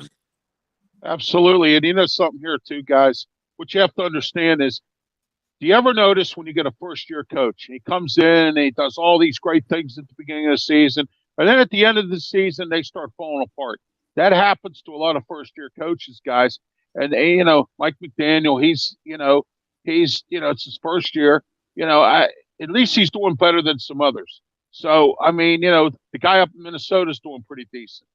I mean, but, he's starting to win close games and starting to fall a little bit, because Minnesota was on a hot streak. And Arizona, Kingsbury had a hot streak last year, and at the end of the year, he fell apart. So what I'm saying is, these young coaches, they get into these head coaching jobs, and then they end up at the beginning of the year being all hot, and the team's hot, and the fans are going bananas. Then at the end of the year, they soil the bed. I mean, it's just like it happens all the time with these guys. And, it's going to take a few years to get some of these teams together with these first-year coaches, other than Nathaniel Hackett, of course. He's done. So, I mean, but the other first-year coaches have done pretty well for themselves this year, I think. The guy up in Minnesota's doing good. Mike McDaniel's doing okay down in Miami, although, his quarterback just had a second concussion. And, he has to get acclimated to what's going on as a head coach. I mean, it's hard to do that. It's not an easy job. Yeah, to be fair to the Miami Dolphins, I mean, they suffered major injuries to that offensive line, losing tackles, so that never helps your quarterback. But as an offensive play caller, you've got to do a better job to put your quarterback in a better situation. Is that fair, Mark? Well, I'll tell you that, and I've always been high. I said this on XM that the Jacksonville Jaguars will get to the Super Bowl before we see the Kansas City Chiefs back there. But I like the way Doug Peterson's worked. But here's the deal. Jacksonville, and people can say, well, they took out teams that didn't have all their marquee guys when they beat the Chargers and the Cowboys and all this and that. But Trevor Lawrence has stepped up. He's going to be there for a long time. Doug Peterson's a great coach. But to sit here and tell me that McDaniel's done a good job, and I realize what he's done there in Miami was better than some of his predecessors. But, this team was built to win now, not 2 years from now. Same thing in Arizona. And you start going out losing 6 in a row to end the season when you were securely set to pretty much win the AFC East. Somebody needs to roll out of there. And, we're finding that out in L.A. Matthew Stafford might be another guy that, might have to hang it up with concussions and everything too. And maybe they signed Baker Mayfield. But it's funny how the NFL can, sit here and we can, talk about concussions and everything, make better helmets or something. And don't worry, Peter. The Tampa Bay Buccaneers are lying in wait. They'll do good in the playoffs. I keep telling everybody, watch out for Tom Brady come playoff time. Well, I mean, we all know that, but and we go back to the Arizona game. I mean, they're down 16-6, Mark, and you're thinking at that point, can they do it again? And of course they can do it again because they have Tom Brady. And I think, watching this team, you're waiting for them to turn it on. You're waiting for them to score 24 to 27 points a game. And it's almost like, hey, this is the team they're going to be. They're going to get down early and they're going to come back late. And I'm just not sure if they can sustain it, but they've been able to do it. So you're the worst handicapper right now. You like the Tampa Bay Buccaneers. I like the Bucs, baby. I like the Bucs. I like my Skins too, but they laid an egg in San Francisco. But I'm telling you, watch out. These Steelers are going to sweep the last 2 games. Little Sunday night throwdown, man. We get the Ravens. We'll beat them in their backyard. And Ralph, you'll probably sit there at Heinz Field when we bash Cleveland back to Cleveland. I think it would be great to bash Cleveland and Deshaun Watson, but your thoughts there on the Bucs. I know you don't necessarily have the greatest things to say about Tom Brady, and you feel like he should hang it up. And at points this year, he's definitely been disappointing the last couple of games here with the turnovers. But are you buying what Mark is saying here, that the Bucs are the most dangerous team in the NFC because they have Tom Brady still? No, I don't think so. Tom Brady's going to blow it. And the interesting thing is he's going to use the fact that he had a lot of drama going on in his life this entire season, and he's going to use that as an excuse. What he needs to do, as I said before, at the end of this year, he needs to retire and focus on getting his family back together and not worrying about trying to get the other 3 Super Bowl rings he wants to fill his hands. Okay? That's what he needs to do. And at his age, I wouldn't be out there playing. I'd be sitting back and enjoying it. But, that's Tom Brady. So, we'll leave it at that. He has a lot. But as far as the Steelers go, yeah, Mark, I don't want the Steelers to win. And I'll tell you why. I want us to get a better draft pick. And we have some good draft picks in the second round because we got that early one from Chicago in the Claypool trade. I want them to get some better draft picks. I want them to sit Pickett and TJ Watt down, lose these next 2 games. But no, Mike Tomlin's got too big of an ego. He wants to try to have another winning season this year. So everybody can go around Pittsburgh and say, oh, yeah, we had Mike Tomlin had another winning season, an excuse to keep him after his contract runs out in 2 years. And then he's going to have some more sad teams because he doesn't have a franchise quarterback to lean on like he did before. And I made this prediction. It could happen. It might happen. And if I'm right, I'm right. And if I'm wrong, I'll be on this show to tell you that I'm wrong. I think if the Steelers go 7-10 this year, Mike Tomlin's going to step down. because he doesn't want to admit that he's wrong of having a losing season, and he's embarrassed because he doesn't have the starting or the franchise quarterback he had before. Well, I think it's tough, to be fair to Mike Tomlin. He always gets the best out of his players, and they've always had winning seasons. But you're exactly right. When you don't have a quarterback, it makes it that much more difficult, and especially when you're going with the rookie quarterback. You had Big Ben for all those years. Now, I don't think he was just living off of Big Ben. He gets the most out of his players. He's one of the most talented coaches out there. And I tell you right now, if the Bucs had an opportunity and they decide to part with the Todd Bowles, I would get him back in that building as fast as I could. He needs a change. He does. He needs to get. The guy that's going to get the guy that's going to get a boatload of cash is Sean Payton, and it's going to be interesting to see where this guy goes. Rumors have it it's Dallas and the Chargers.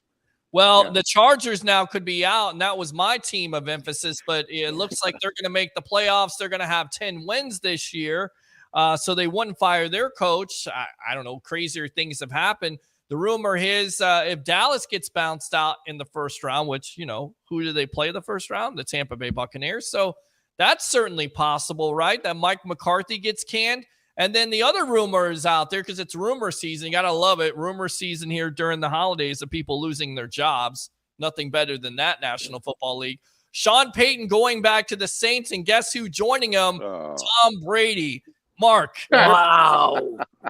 Well, I'll tell you, I know the NFL this time of the year throws their schedule out, and I couldn't help but see that the Steelers and the Redskins and the Eagles all come out here to play the Rams. But I will tell you this, as far as the Cowboys matching up with Tampa, first of all, the Cowboys don't play 4 quarters. Second of all, they can't stop the run. You're going to need a successful running attack to compensate a good passing attack in the playoffs. And that's going to be the key to it. And the Cowboys can't show me that, they beat an Eagle team here that, was playing with Gardner Minshew, but still, you line up with Jalen Hurts, the Eagles will pound them 9 out of 10 because they can run the ball down their throats. Do you agree? Well, the problem with the Eagles right now, guys, and we'll get back to that rumor, is Jalen Hurts and his uncertainty. That's an AC joint injury, and that's not on his non-throwing shoulder. That is on his throwing shoulder. That gives me pause for cause. And then on top of it, they just lost to the Cowboys, so there's no guarantee now that they actually win that NFC East, although Gardner Minshew looked okay, still turned over the ball a little bit too much. I mean, that's the weakness with him.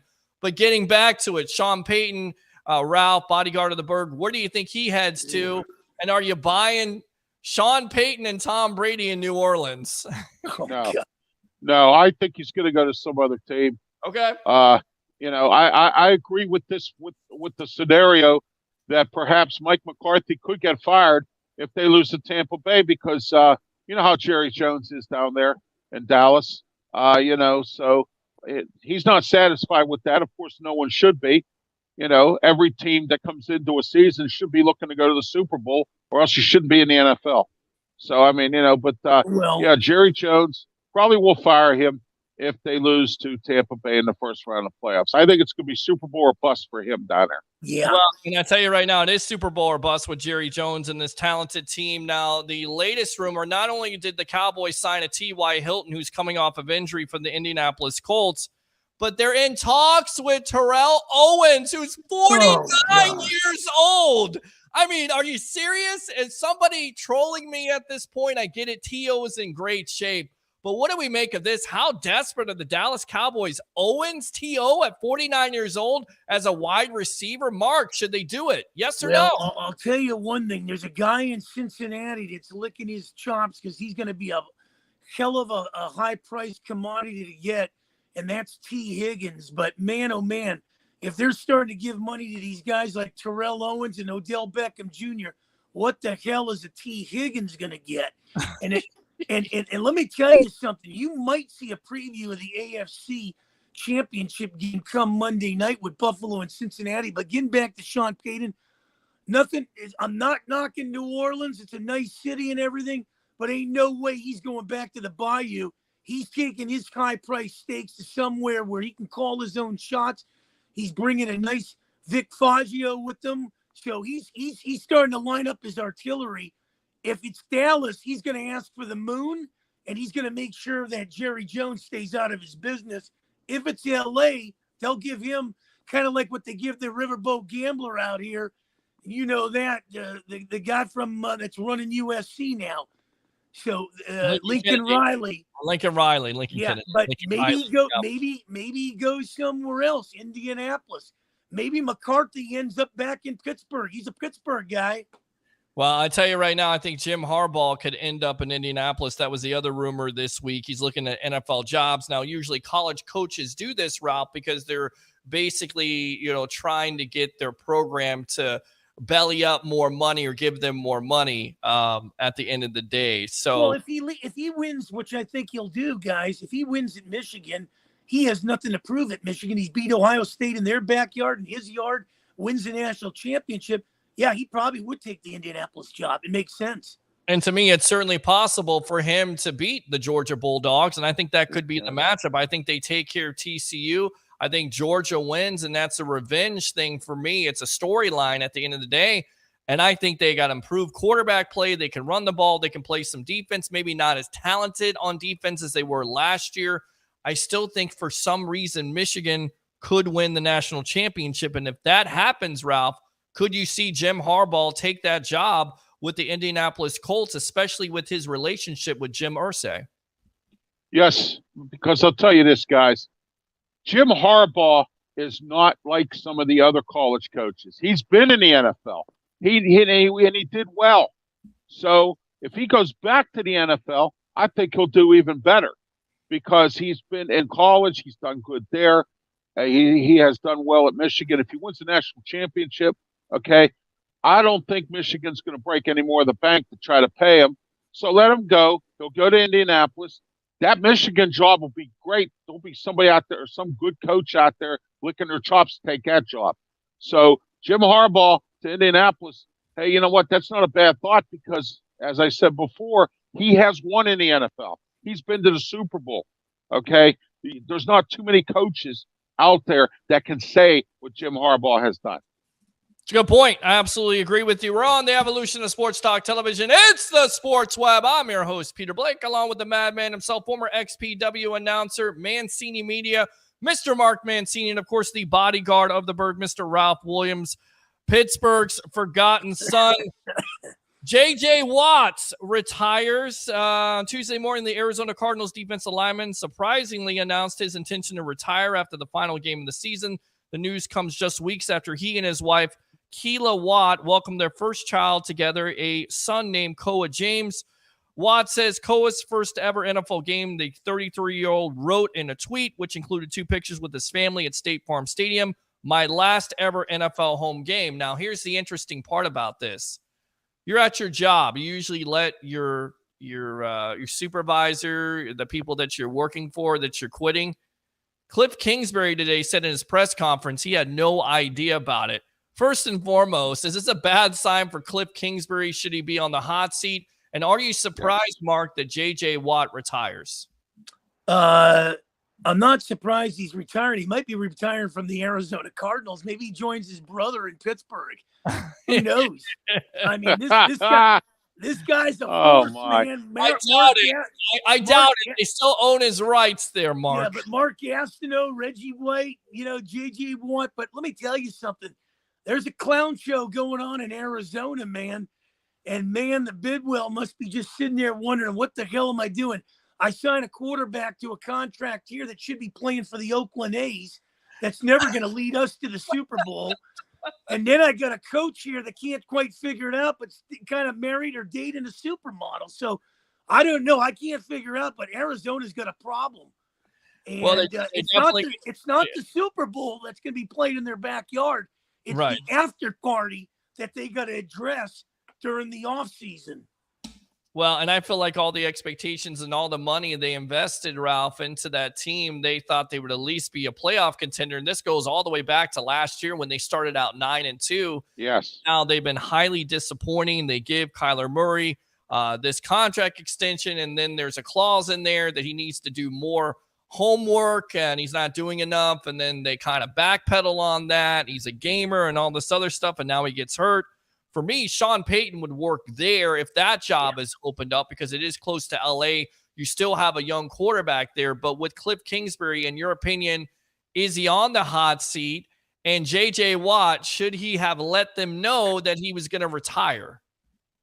Well, first of all, as Mark said, it's a clown show down there. Cliff Kingsbury, first of all, he was a good college assistant offensive coordinator, okay? Then he got the head coaching job at Texas Tech. He was there one season. He went 6-6. And then I think he coached a second season, and he only won 5 games. He was never a good head coach to begin with, all right? Arizona has made some bad hires since B.A. left, okay? They hired Steve Wilkes. It didn't work out. Then they hired this guy, and it hasn't worked out. The general manager's on the hot seat down there as well, okay, for making these hires. All right, that's that there. Now, this year, Kingsbury is on the hot seat and should be, because his teams the last 2 years have failed. And for him not to know about J.J. Watt, that's his fault, because there should be communication throughout the building as to what's going on. If the head coach doesn't know, then two things have to happen. Either number one, there's a communication problem, or number two, J.J. Watt didn't respect the coach enough to tell him. Okay? So that's the two scenarios I'm seeing with this thing here with Cliff Kingsbury and J.J. Watt. And you know what? J.J. Watt's been hurt most of his career anyway. He needs to, he should retire. And I'm glad he is. I just hope TJ don't retire like that. Well, I tell you right now, from 2011 to 2015, he played in all of 80 regular season games, totaling 74.5 sacks, 15 forced fumbles, 12 recoveries, 132 tackles for loss, 209 quarterback hits, 1 interception, an 80-yard pick six, 1 safety, and a partridge and a pear tree. The Texans won 42 two sad teams. Right. And well, the Texans won 42 games in that span, with 16 of those victories coming by 1 score margin. So to me, J.J. Watt, definitely an automatic Hall of Famer. Let me ask you guys something. Have you ever done that to somebody you work for? You say, you know what? I'm not going to let you know that I'm leaving. I just left. Did you ever do that, Mark? No, I never did that. I think accountability, communication, integrity, character. These are big words today, and I think they're lost words. And I think when people do something like that, it's like a childish way. It's like putting a letter in the mail to tell somebody your intentions, rather than just knock on their door and sit down and tell them how you feel about them. And it's unfortunate today. People kind of do this, and it's condoned, and it's under. I just can't figure it out, man. I mean, communication's key in my book. And if something's bothering you, hey, my door is, might not always be open, but it's never closed. All right, Ralph, you ever not told your employer that you're not coming back? You just left? Do you ever do that? Well, in my eyes, it all depends on who the boss is. I mean, if Cliff Kingsbury is a jerk, and J.J. Watt don't like him, I wouldn't do it. But I mean, most of the bosses that I had, I gave them notices that I was leaving. I mean, I think there was maybe one in my life that I just said, screw you, I'm done. But I've never really done that at all. But I mean, I know people who have done it because their boss is a jerk. And if that's the case, I don't deny it. There has to be something there, guys, when this happens there and the head coach didn't know about it. There's something wrong there. And, if you see how the organizations run, you can understand it. Yeah, can absolutely. Look, the same thing can be a flip side, Peter and Ralph, about what the Raiders did to Derek Carr. Yep. I mean, It's the business at the end of the day, and there's no loyalty. I tell you what, guys, let's move on to our Turnbuckle Talk. They had the best of show on Raw, and there was interesting appearance by the American Nightmare Cody Rhodes, who had this to say: even though I wasn't present for the good chunk of the year, what I was able to do, I think, really did register with a lot of the WWE universe. I want to pick up right back where I left off, right back into that little kid's shoes who had the biggest dreams, because in this time that we're in, I have an opportunity at making that happen. He also goes on to say, and I'm being incredibly vague here, I get it, but I think anyone who is a fan of what we can read between the lines, millions of fans watching at home, there's one thing that I came back for specifically, one thing, and again, a torn pack couldn't stop me. I couldn't name anything that can stop me. It has to be done. It needs to be done. I want to get it done. This is why I think he's coming back for the Royal Rumble. He's going to win. He's going to probably face Roman Reigns, and he's going to win the title with that announcement right there. And it may be earlier than a lot of people expected. Your thoughts, Mark? Yes. Well, the rumors have it out here in LA with WrestleMania. If The Rock can't commit to wrestle Roman Reigns, then Cody Rhodes is going to wrestle him. And I still don't see, I mean, I like the scenario you broke it down, and it's a feel-good story, but I just can't see him taking the belt from Roman Reigns. I need to see somebody bigger to take it away from. And, I don't know what the WWE's playing now, but I don't know if you heard the rumors. Kevin Owens fired by Shane McMahon and all this and stuff like this they're talking about. And I don't know, rumors are just rumors. But another rumor that circulated, and not to switch subjects, at WrestleMania out here would be Seth freaking Rollins going against Drew McIntyre. And I don't know how fast Drew would turn heel.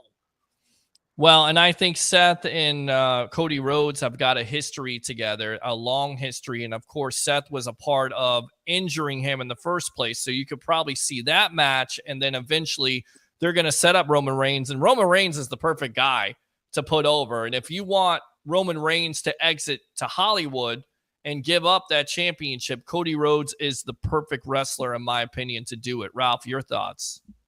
Yeah, that's the case. I got something to tell you, and I hope I didn't break up your thunder tonight, Peter. But Cody Rhodes is coming back the first Raw of next year, he's supposed to interrupt the Seth Rollins Austin Theory match, where Seth Rollins is going to try to get back the U.S. title, and he's supposed to interrupt that match. And then I heard about the Royal Rumble thing. He's going to be in that match. He's going to win. And then he's going to go to WrestleMania and fight Roman Reigns. That's the plan that I heard, the rumors I'm hearing. So I think that's probably what's going to happen. I believe that, guys. I believe that's going to be what's the scenario that's going to happen. All right. There's some other things here. Visa issues reportedly preventing WWE run for Tyson Fury. WWE reportedly had plans to utilize heavyweight boxing champion Tyson Fury at the 2023 Royal Rumble and WrestleMania 39, but external factors may prevent that from happening.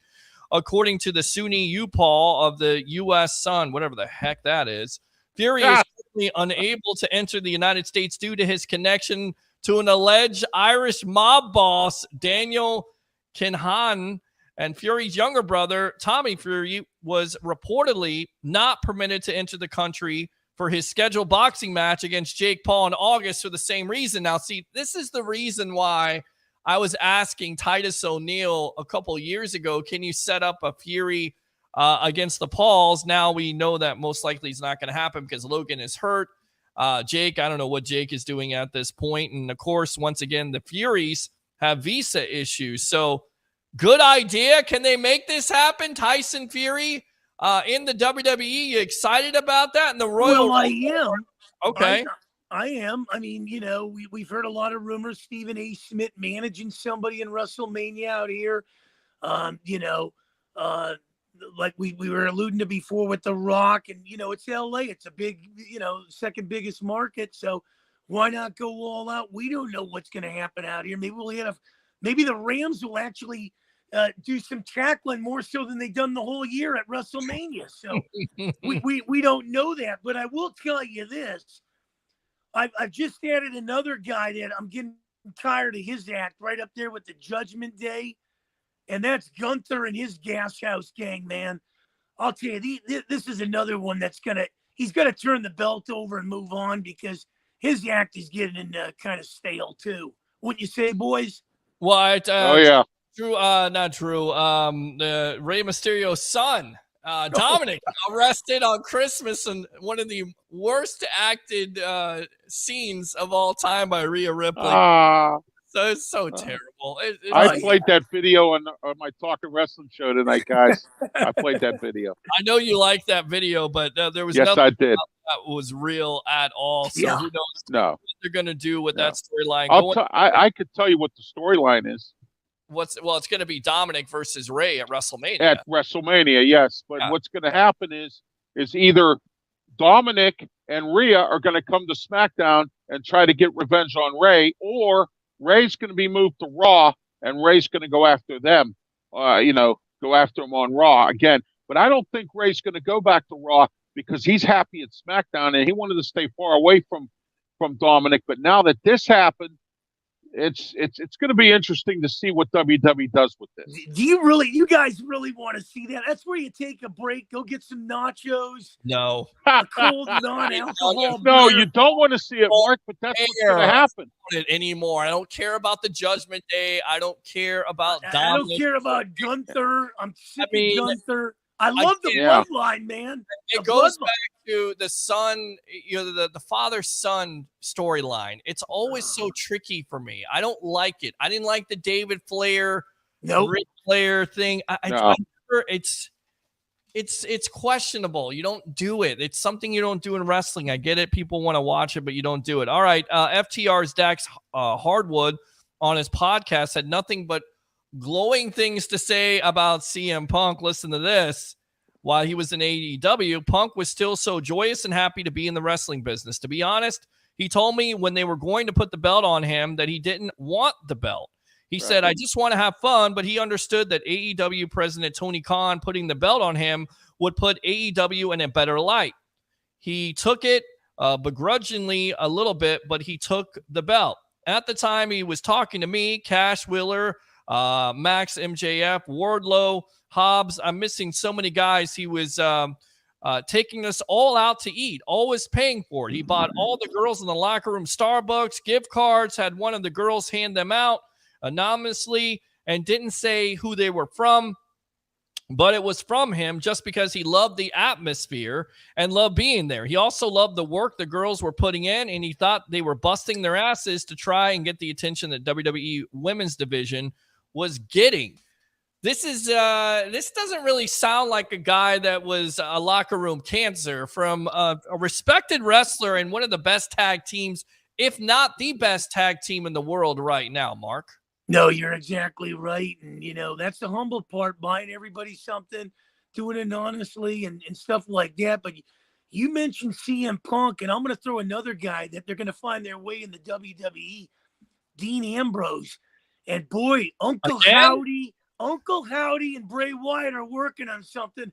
I would be a bit surprised if one or two of those guys are in his little stable along with Alexa Bliss. Well, I definitely think it's going to be Alexa Bliss. We've already determined it's probably Bo Dallas, who's Uncle Howdy, whatever the heck that is. Yes. So freaking weird. But what do you think about CM Punk and these comments by Dax Harwood? I've no CM Punk seems to have caused problems everywhere, but if Dax Harwood thinks he's doing good, or he's a good guy, everybody has. Sometimes guys have a 50-50 complex. CM Punk might not like some people, but maybe he got along with Dax Harwood and Dax Harwood's telling you he did this, this, and this. Maybe he's not a locker room cancer. Maybe it's because other people just don't get along with him. Maybe they're jealous of CM Punk, and that could be a scenario. I mean, there's a lot of ways you could paint this, guys, and it's because of, the fact that everyone thinks he's a cancer. He didn't even want to be AEW champion. He made a statement saying that, CM Punk. So, who knows? I mean, it could have been anything. I've said this many times. AEW's locker room doesn't have any leadership. Kenny Omega tried. It didn't work. Okay, Chris Jericho's trying. It's still not working. They don't have. They're just wandering souls there. They don't have any kind of leadership in the locker room, and you know how it is in a team game. You're going to have some kind of leadership somewhere, and they don't, and it's bad.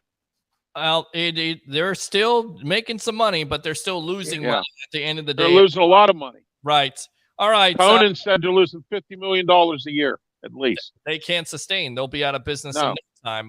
5 top wrestling events this year. Off the top of your head, Mark, a wrestling event you could name. You know what? Off the top of your head, a wrestling event that happened this year. Go. WrestleMania in Dallas, Texas. What event? I mean, besides WrestleMania, what was the event that made you think of WrestleMania? The Roman Reigns match. Wow. Okay. Yeah. What about for you, Ralph? An event that happened in wrestling this year that you'll never forget? Most of the AEW pay-per-views were good. And the pay-per-views for the WWE, that Triple H started in command. Okay. Mm-hmm. Because if you look at him, guys, every card that when he took over, every single card was a good card. Okay. It was a great wrestling pay, was worth watching it. Despite the fact that I have Peacock, I can watch it for free. Okay. But what I'm saying is, if you were to have to buy it, it would be worth the money now, because he's starting to put together some good pay-per-views. And most of AEW's pay-per-views were good. And the reboot of ROH, their last one, Final Battle, was really good. Wow, they did mention that. Bleacher Report was mentioning Tony Khan buying ROH was an event. Ric Flair wrestling his last match, you hope, of course, against Jeff Jarrett and Jay Lethal. Of course, who was his tag team partner? Was it? It was Andrade. Andrade was Ric Flair's partner, his son-in-law. Okay, now Bleacher Report went through the top 5 wrestling events. Number 5, Stone Cold Steve Austin's return to the ring in a no-holds-barred match. Yes, I thought this was unbelievable because I didn't expect anything out of Stone Cold. He hasn't been in the ring for a long time. We know that he had neck injuries, multiple injuries, but the time limit, what he did, how many bumps he took. And according to Sean Ross Sapp of Fightful Select, he reported that WWE had offered Austin another match. The sources that we spoke to weren't sure if they meant for a Saudi Arabia match, WrestleMania, or anything else, but there was an offer. Those sources presumed it was for WrestleMania in LA, but wouldn't confirm that or potential opponent. Another source indicated that initially Austin and WWE were far apart on terms. You're surprised in that match. What do you take out of it? How surprised were you this year with Stone Cold returning to WrestleMania? Well, Stone Cold, to me, can sell out the house wherever he goes. And if the rumors have it in L.A., what better match than to set him up against Theory? Maybe with Stephen A. on Theory's side. That would be one hell of a match, wouldn't it, guys? I got a better one. I think it's Theory versus John Cena. Book it. That's the match. Yep. That's the match. Okay, but where would you go with Stone Cold then? I don't know if Stone Cold wants to come back or not. We'll see. You know, it may be if they bring him to LA, who do you match him against?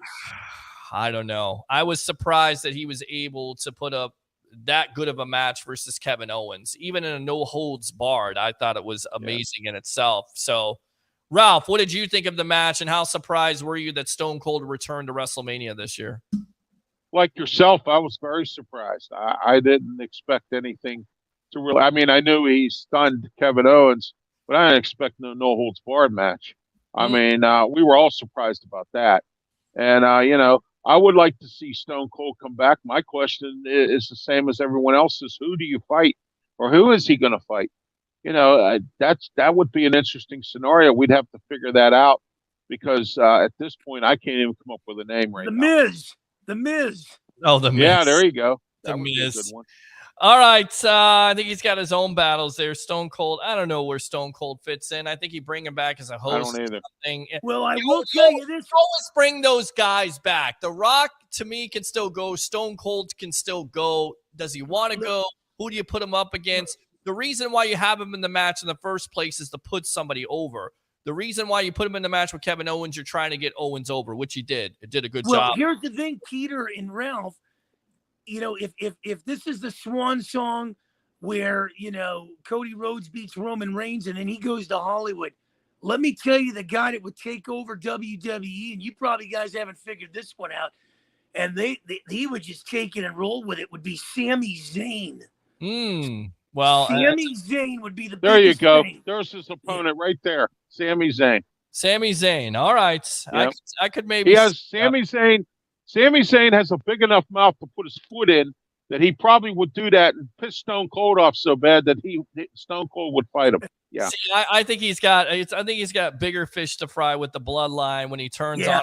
They turn on him. I think that's it might come Friday, don't you think, guys? Well, I mean, that's the big time match. There you got John Cena with Kevin Owens versus Sami Zayn and Roman Reigns. So we'll be watching that Friday Night SmackDown here in Tampa. Number 4 event, Sasha Banks and Naomi WWE Raw walkout just prior to May 1st's episode of WWE Raw. Women's Tag Team Champion Sasha Banks and Naomi walked out of the promotion, forcing the company to alter its plans for the night show and its upcoming pay-per-view event. According to PWInsider.com's Mike Johnson, who broke the story, the word making the rounds backstage at the taping is that Sasha Banks took issue with some of the planned creative for the original main event, a Raw six-pack challenge to determine Bianca Belair's next challenger at Hell in the Cell. Banks had a meeting with Vince McMahon, and the belief among those we've heard from it was that when McMahon didn't choose the direction on the plans that she wanted, Banks wouldn't back down on her issues and made the decision to leave the taping. Commentators Corey Graves and Michael Cole were instructed to denounce the actions of the performers on air, the latter doing so while broadcasting partner Pat McAfee visibly appeared taken aback by the company's official response depicted in the above video. How surprised were you? Because I thought that was kind of a storyline and it was actually real life, and there was a lot of heat on both of those wrestlers. But at the time, you kind of felt for them, Mark, because of the direction that WWE was going in and how both of these wrestlers were over. They had heat, they were doing well, and they couldn't find anything for them besides this six-pack challenge. Well, and Sasha Banks, when you look at Sasha Banks, she's in my top 5 all time of women wrestlers. I got her over Bianca Belair. I mean, she's just done so much. She's a great heel when she plays that role, right up there with Charlotte Flair. I mean, you can add the fabulous Moolah to that one too, and wow, the list goes on and on with the other two. I can add too, but I think it was a detriment to set these guys back. They really didn't need Naomi. Naomi's kind of been like the chaperone to all these things, but losing somebody like Sasha Banks is devastating for the WWE. They can't have that. Well, and she could be headed to AEW. It remains to be seen, but all reports would suggest she's done with WWE. How surprised were you by that? And do you blame them, Naomi and, of course, Sasha Banks, for walking out? I'm glad they walked out because you know what? It's a shame. WWE has a bad habit, guys, of not being able to put their talent in the right position. And a lot of people get unhappy. And you know what's interesting? When Stephanie McMahon was running the women's division, they had a pay-per-view specifically for the women, okay? And the WWE women's division was really doing well. They're still doing well based on what AEW and ROH and all these places or all these other companies have, okay? But Sasha Banks wanted to come back to the WWE, but they didn't want to give her money, and they were angry with her about what she did. Now she's going to AEW. That is a definite. She's supposed to be there sometime in January, okay? And she's going under a different name, all right? So, and Naomi, on the other hand, there was talk about her joining the Bloodline when the Bloodline first got started. She's still not there. I don't think they know what to do with Naomi. And I don't understand why, with all this thing with the Bloodline, why she's not with them. Okay? Because she's married to Jimmy Uso. So what I'm saying is, what are you going to do with her when she does come back, as she's supposed to? Okay? But I keep hearing these rumors that she's supposed to be joining the Bloodline, but when? I mean, come on. It's been going on now since Bloodline got started. All right? They have to find something for her for them to do with her, or she could probably walk away too. I don't see that happening because she's married to Jimmy Uso. I think she'll stay on his behalf. But what I'm saying is they got to find something to do with her, and maybe Jimmy Uso or Roman Reigns can say, "Hey, look, how about putting her in the Bloodline with us? That would be interesting." Well, how about Nia Jax? No. Yes, Nia Jax, another one. Oh, they're going to go to Bloodline. Oh, she's going to come back. That was gone for a while. Nia Jax isn't wrestling at all. I don't even know what she's doing. She's So, hopefully she's not hurting any. Maybe bagging groceries or something. Who knows? How about Jamaica? Shut up. Tamina Snuka. Yeah, there you put her in the bloodline. Why not? Put them all in the bloodline. Oh, no. Some of those wrestlers are not good. I get it. They're bloodline, but all right. They would be if they were in the bloodline. Right. Well, I don't know how good of wrestlers they are at the end of the day. I mean, if you were to take Tamina and team her up with Nia Jax and put them both in the bloodline, they would be women's tag team champions. They try instantly. They for me don't get over. They just I know, but what I'm saying is they would try to push that, but I don't think it would work. Right. Number 3 event, Cody Rhodes AEW departure. Cody Rhodes joined Kenny Omega, the Young Bucks, and Tony Khan and professional wrestling in 2019 with the advent of All Elite Wrestling. Then 3 years later, he shows up in WrestleMania 38. He revealed on the Steve Austin Stone Cold Sessions show on Peacock that he didn't want to be a gatekeeper in AEW, feeling as though he had been booked away that left him as the first test for every incoming new talent. First and foremost, Mark, why did AEW do this? Because he was the creator of everything that's in AEW, one of the founding fathers, if you will. And then in WrestleMania 38, how pumped up were you that he faced Seth Rollins? That intro, the crowd was into it. Mark, talk about Cody Rhodes returning for WrestleMania 38. Yeah, that was amazing. You didn't know what to expect, and he comes, makes his entrance out there and captivates the crowd and everything. And, with that injury, it's kind of slowed him down a little.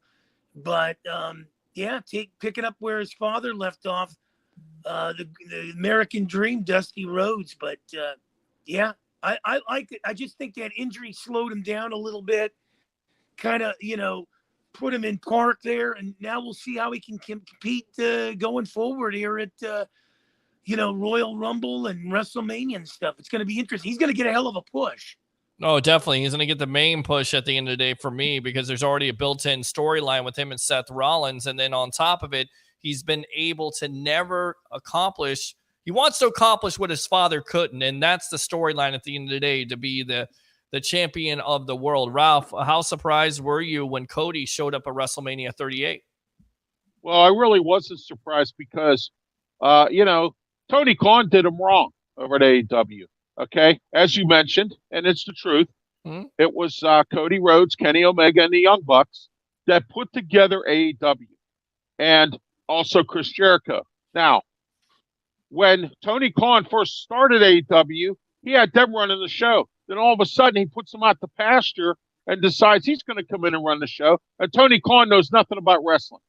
Okay, and instead of letting them do their job and letting them do what they were supposed to do, Tony Khan decided he's going to take over. I don't know nothing about wrestling, and I'm just going to sit there and I'm going to make all these boneheaded decisions, which he did make a lot of, and that's another reason why he's in debt.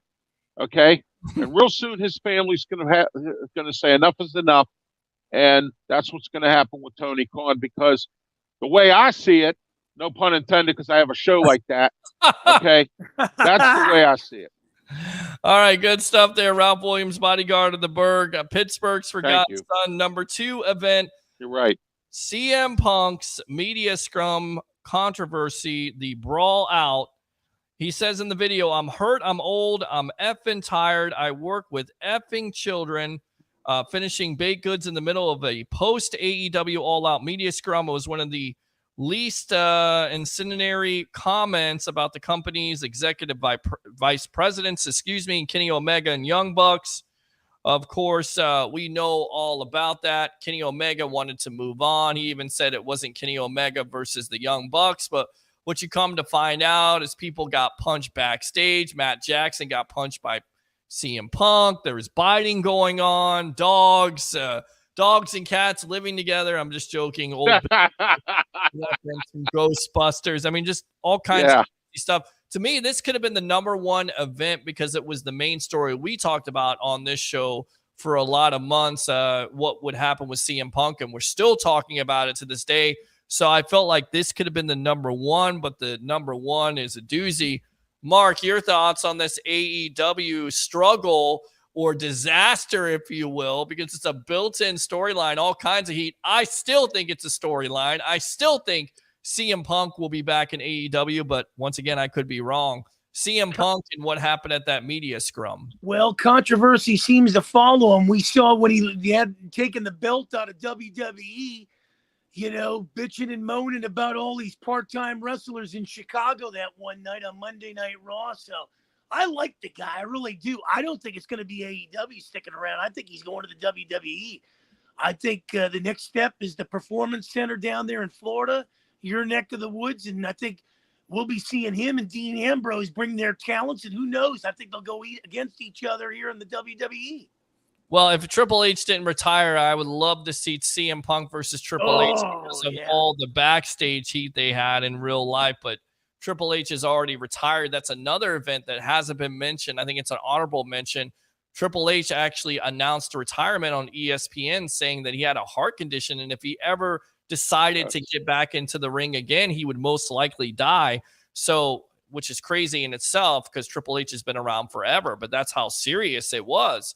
So with that being said, CM Punk and the media scrum, what did you think about that whole event, Ralph, in 2022?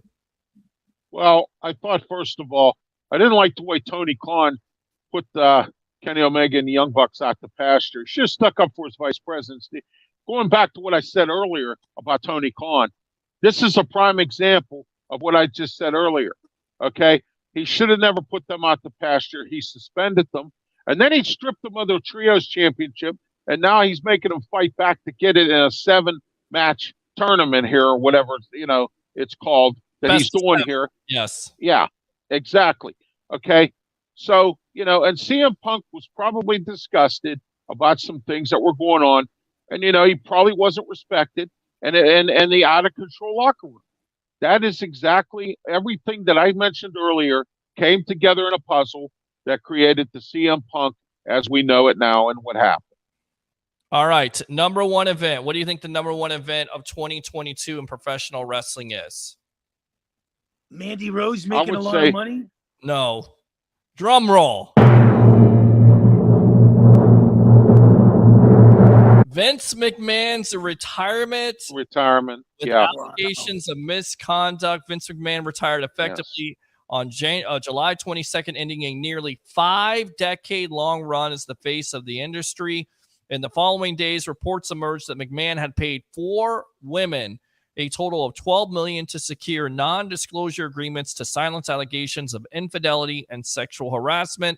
Most recently, McMahon had been accused of sexually assaulting former WWE referee Rita Cheriton in 1992 and another woman in 2011. Was that the biggest wrestling event, not only for 2022, but probably in the last 10 to 15 years, in your opinion? Because he is the face of the company. He's the face of WWE Universe. You know him. He's Mr. McMahon. He's not only the guy that's running the place, but also one of the biggest villains of all time. Biggest story for you? Well, I would say myself, if I was in his shoes, it'd probably be cheaper to go get some hookers, wouldn't it? Oh, my God. 4 women, $12 million. That's some heavy artillery, my friends. I'm telling you, at the end of the day, be more than what they're giving for that. Well, he's certainly seen, he's done this in the past. And then, of course, Triple H is elevated to Chief Content Officer, which I feel like WWE is taking full advantage of it. It seems like they have, a direction. It seems like it's watchable content. When Vince was running it, I think wrestling has passed him by. So these allegations to me were, I guess the word I'm looking for is a blessing in disguise for WWE, because they were really putting out some poor programming with Vince McMahon in the controls, and now with Triple H running it, I think it's gotten better. Ralph, your thoughts on Vince McMahon, that big-time story, retirement because of misconduct? Yeah, I thought it was a surprising story, but I got to tell you this. Vince McMahon set to come back to the WWE at the beginning of the year. Triple H has already made a statement. No, he's not coming back. He's not going to be involved in the company. I had this argument tonight on my Talking Wrestling show with my co-host, Smoking Jim Frazier. Smoking Jim says, yeah, he's been doing it for 50-some years. He should come back and be involved. Okay, let me ask you this, Peter and Mark. Let's say the three of us decide to get together because WWE is a public company that's out there in the stock market. The public, the stockholders control what goes on with the WWE. Now, if I'm a stockholder and I'm in part of and I go to a shareholders meeting and I say, or the three of us get together, we all get our other shareholders together and we all say, no, we don't want Vince McMahon doing anything at all with the content or anything like that. What is Triple H going to do? He's going to listen to the stockholders because it's a people company now. It's public trading with the WWE. And they don't want Vince McMahon involved in anything involving wrestling, and neither does Triple H. And that is that is what needs to happen. If it happens that way, and Vince McMahon stays away from the business, or at least behind the scenes and says nothing, just to be there, just to look over the, what's going on, and stays out of it and let Triple H do his job, that's going to be good.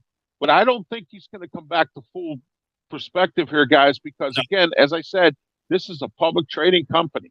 They have stockholders to answer to, and these stockholders and Fox is not going to put up with it because Fox is part of this deal too with the SmackDown TV deal. So I think Fox has a lot of say in this as well. So I don't think it's going to happen. I think it's an astute point because at the end of the day, the backlash of this company and what they would take not only from women's groups, but groups in general, and being a PG product, maybe this kind of thing can happen in the Attitude Era where it's just glossed over. But I don't see it happening at this juncture, and he should not be. WWE has to clean up the mess that Vince McMahon left. Triple H has cleaned up the majority of it, but there's still a little bit more mess that has to be cleaned up. Agreed. And in order for him to do that, Vince McMahon has to stay out of it. And whether he likes it or not, it's a public trading company now. Agree. Absolutely agree. On that note, let's go ahead and end it there. Ralph, go ahead and promote yourself here on the Evolution of Sports Talk Television, my friend. I have a YouTube channel, and I have 4 shows on there. Ralph Williams 101, Talking Wrestling, Sports Corner, and The Way I See It. Also, I'm on Twitter, Facebook, Wimkin, and on LinkedIn also. And all my shows can be seen on 4 platforms: YouTube, Facebook, Twitch, and Twitter. Nice. Good stuff. The bodyguard of the Berg. The best. The way he sees it right there. Pittsburgh's That's right. Ralph Williams, thanks a lot for your time here on the Evolution. All right, my friend? You're welcome. Have a great one. Have a happy New Year. See you next year. Happy New Year, my friend. Let me go out to the madman himself, former XPW announcer Mark Mancini. Go ahead and promote yourself. XM 203, Series 217, a business show on there now. And business show? Yeah, they got a business show. They added me to it. I don't know how I can add business. I'm not a 3-piece suit, dude. I'm a T-shirt, Levi's, and flip-flops, man. What are they doing? What kind of business are you doing? Yeah, they've added me to a funny business. That's what that is. Sports business. This guy sucks. And I said, come on, man, I'm not a business guy. I don't know what they added me to that. WWDB AM 860 out of Philadelphia. And January 14th, I'll be teamed up with Mandy Rhodes in a nice Wrestling Federation show out here in Los Angeles. I heard that Mandy Rose is going to be there, so I expect you to try to get an interview for us here on Sports Web. Yes. Can you work on that? Can you do that? I'll work on that. I hear she lives in Florida, so I'll work on that. So all right. I'll work on that. The madman himself. Former XPW announcer here, Mancini Media, XM Sirius Radio. Mr. Mark Mancini, thanks a lot for joining us here on the Evolution. I can't wait to start the new year with you next week, baby. Sounds good, man. Happy New Year. We'll see you next year. There we go, right there. He's upside down. Thanks to all the guests for the night, of course, Mr. Ricky Reynolds, former Tampa Bay Buccaneer, New England Patriot, Pris Wood of the National Football Lovers Facebook page. Of course, Mark Mancini and the bodyguard of the Bird. Join us here on Sunday live from Whiskey Wings in Tarpon Springs for, count them, 4 $50 gift cards and a chance to win a 50-inch television. Just for showing up here on the Sports Web, the Evolution of Sports Talk Television. Like and follow the Sports Web on YouTube. Like I love St. Pete, the hub, and Amped Up Sports. And do 3 things for me here on this happy hump day edition of the Sports Web. Bring your passion, bring your excitement. Just don't bring any nonsense. I'm your host, Peter Blake. Have a great night.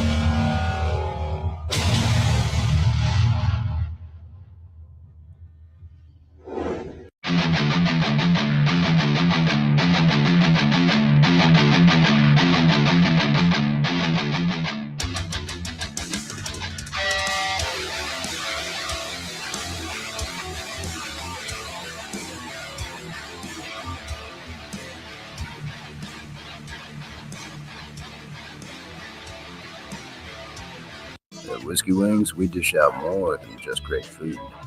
Come in for a side of the good times with live entertainment, ice-cold drinks, and a rockin' game room your whole family can enjoy. Fire up the fun at Whiskey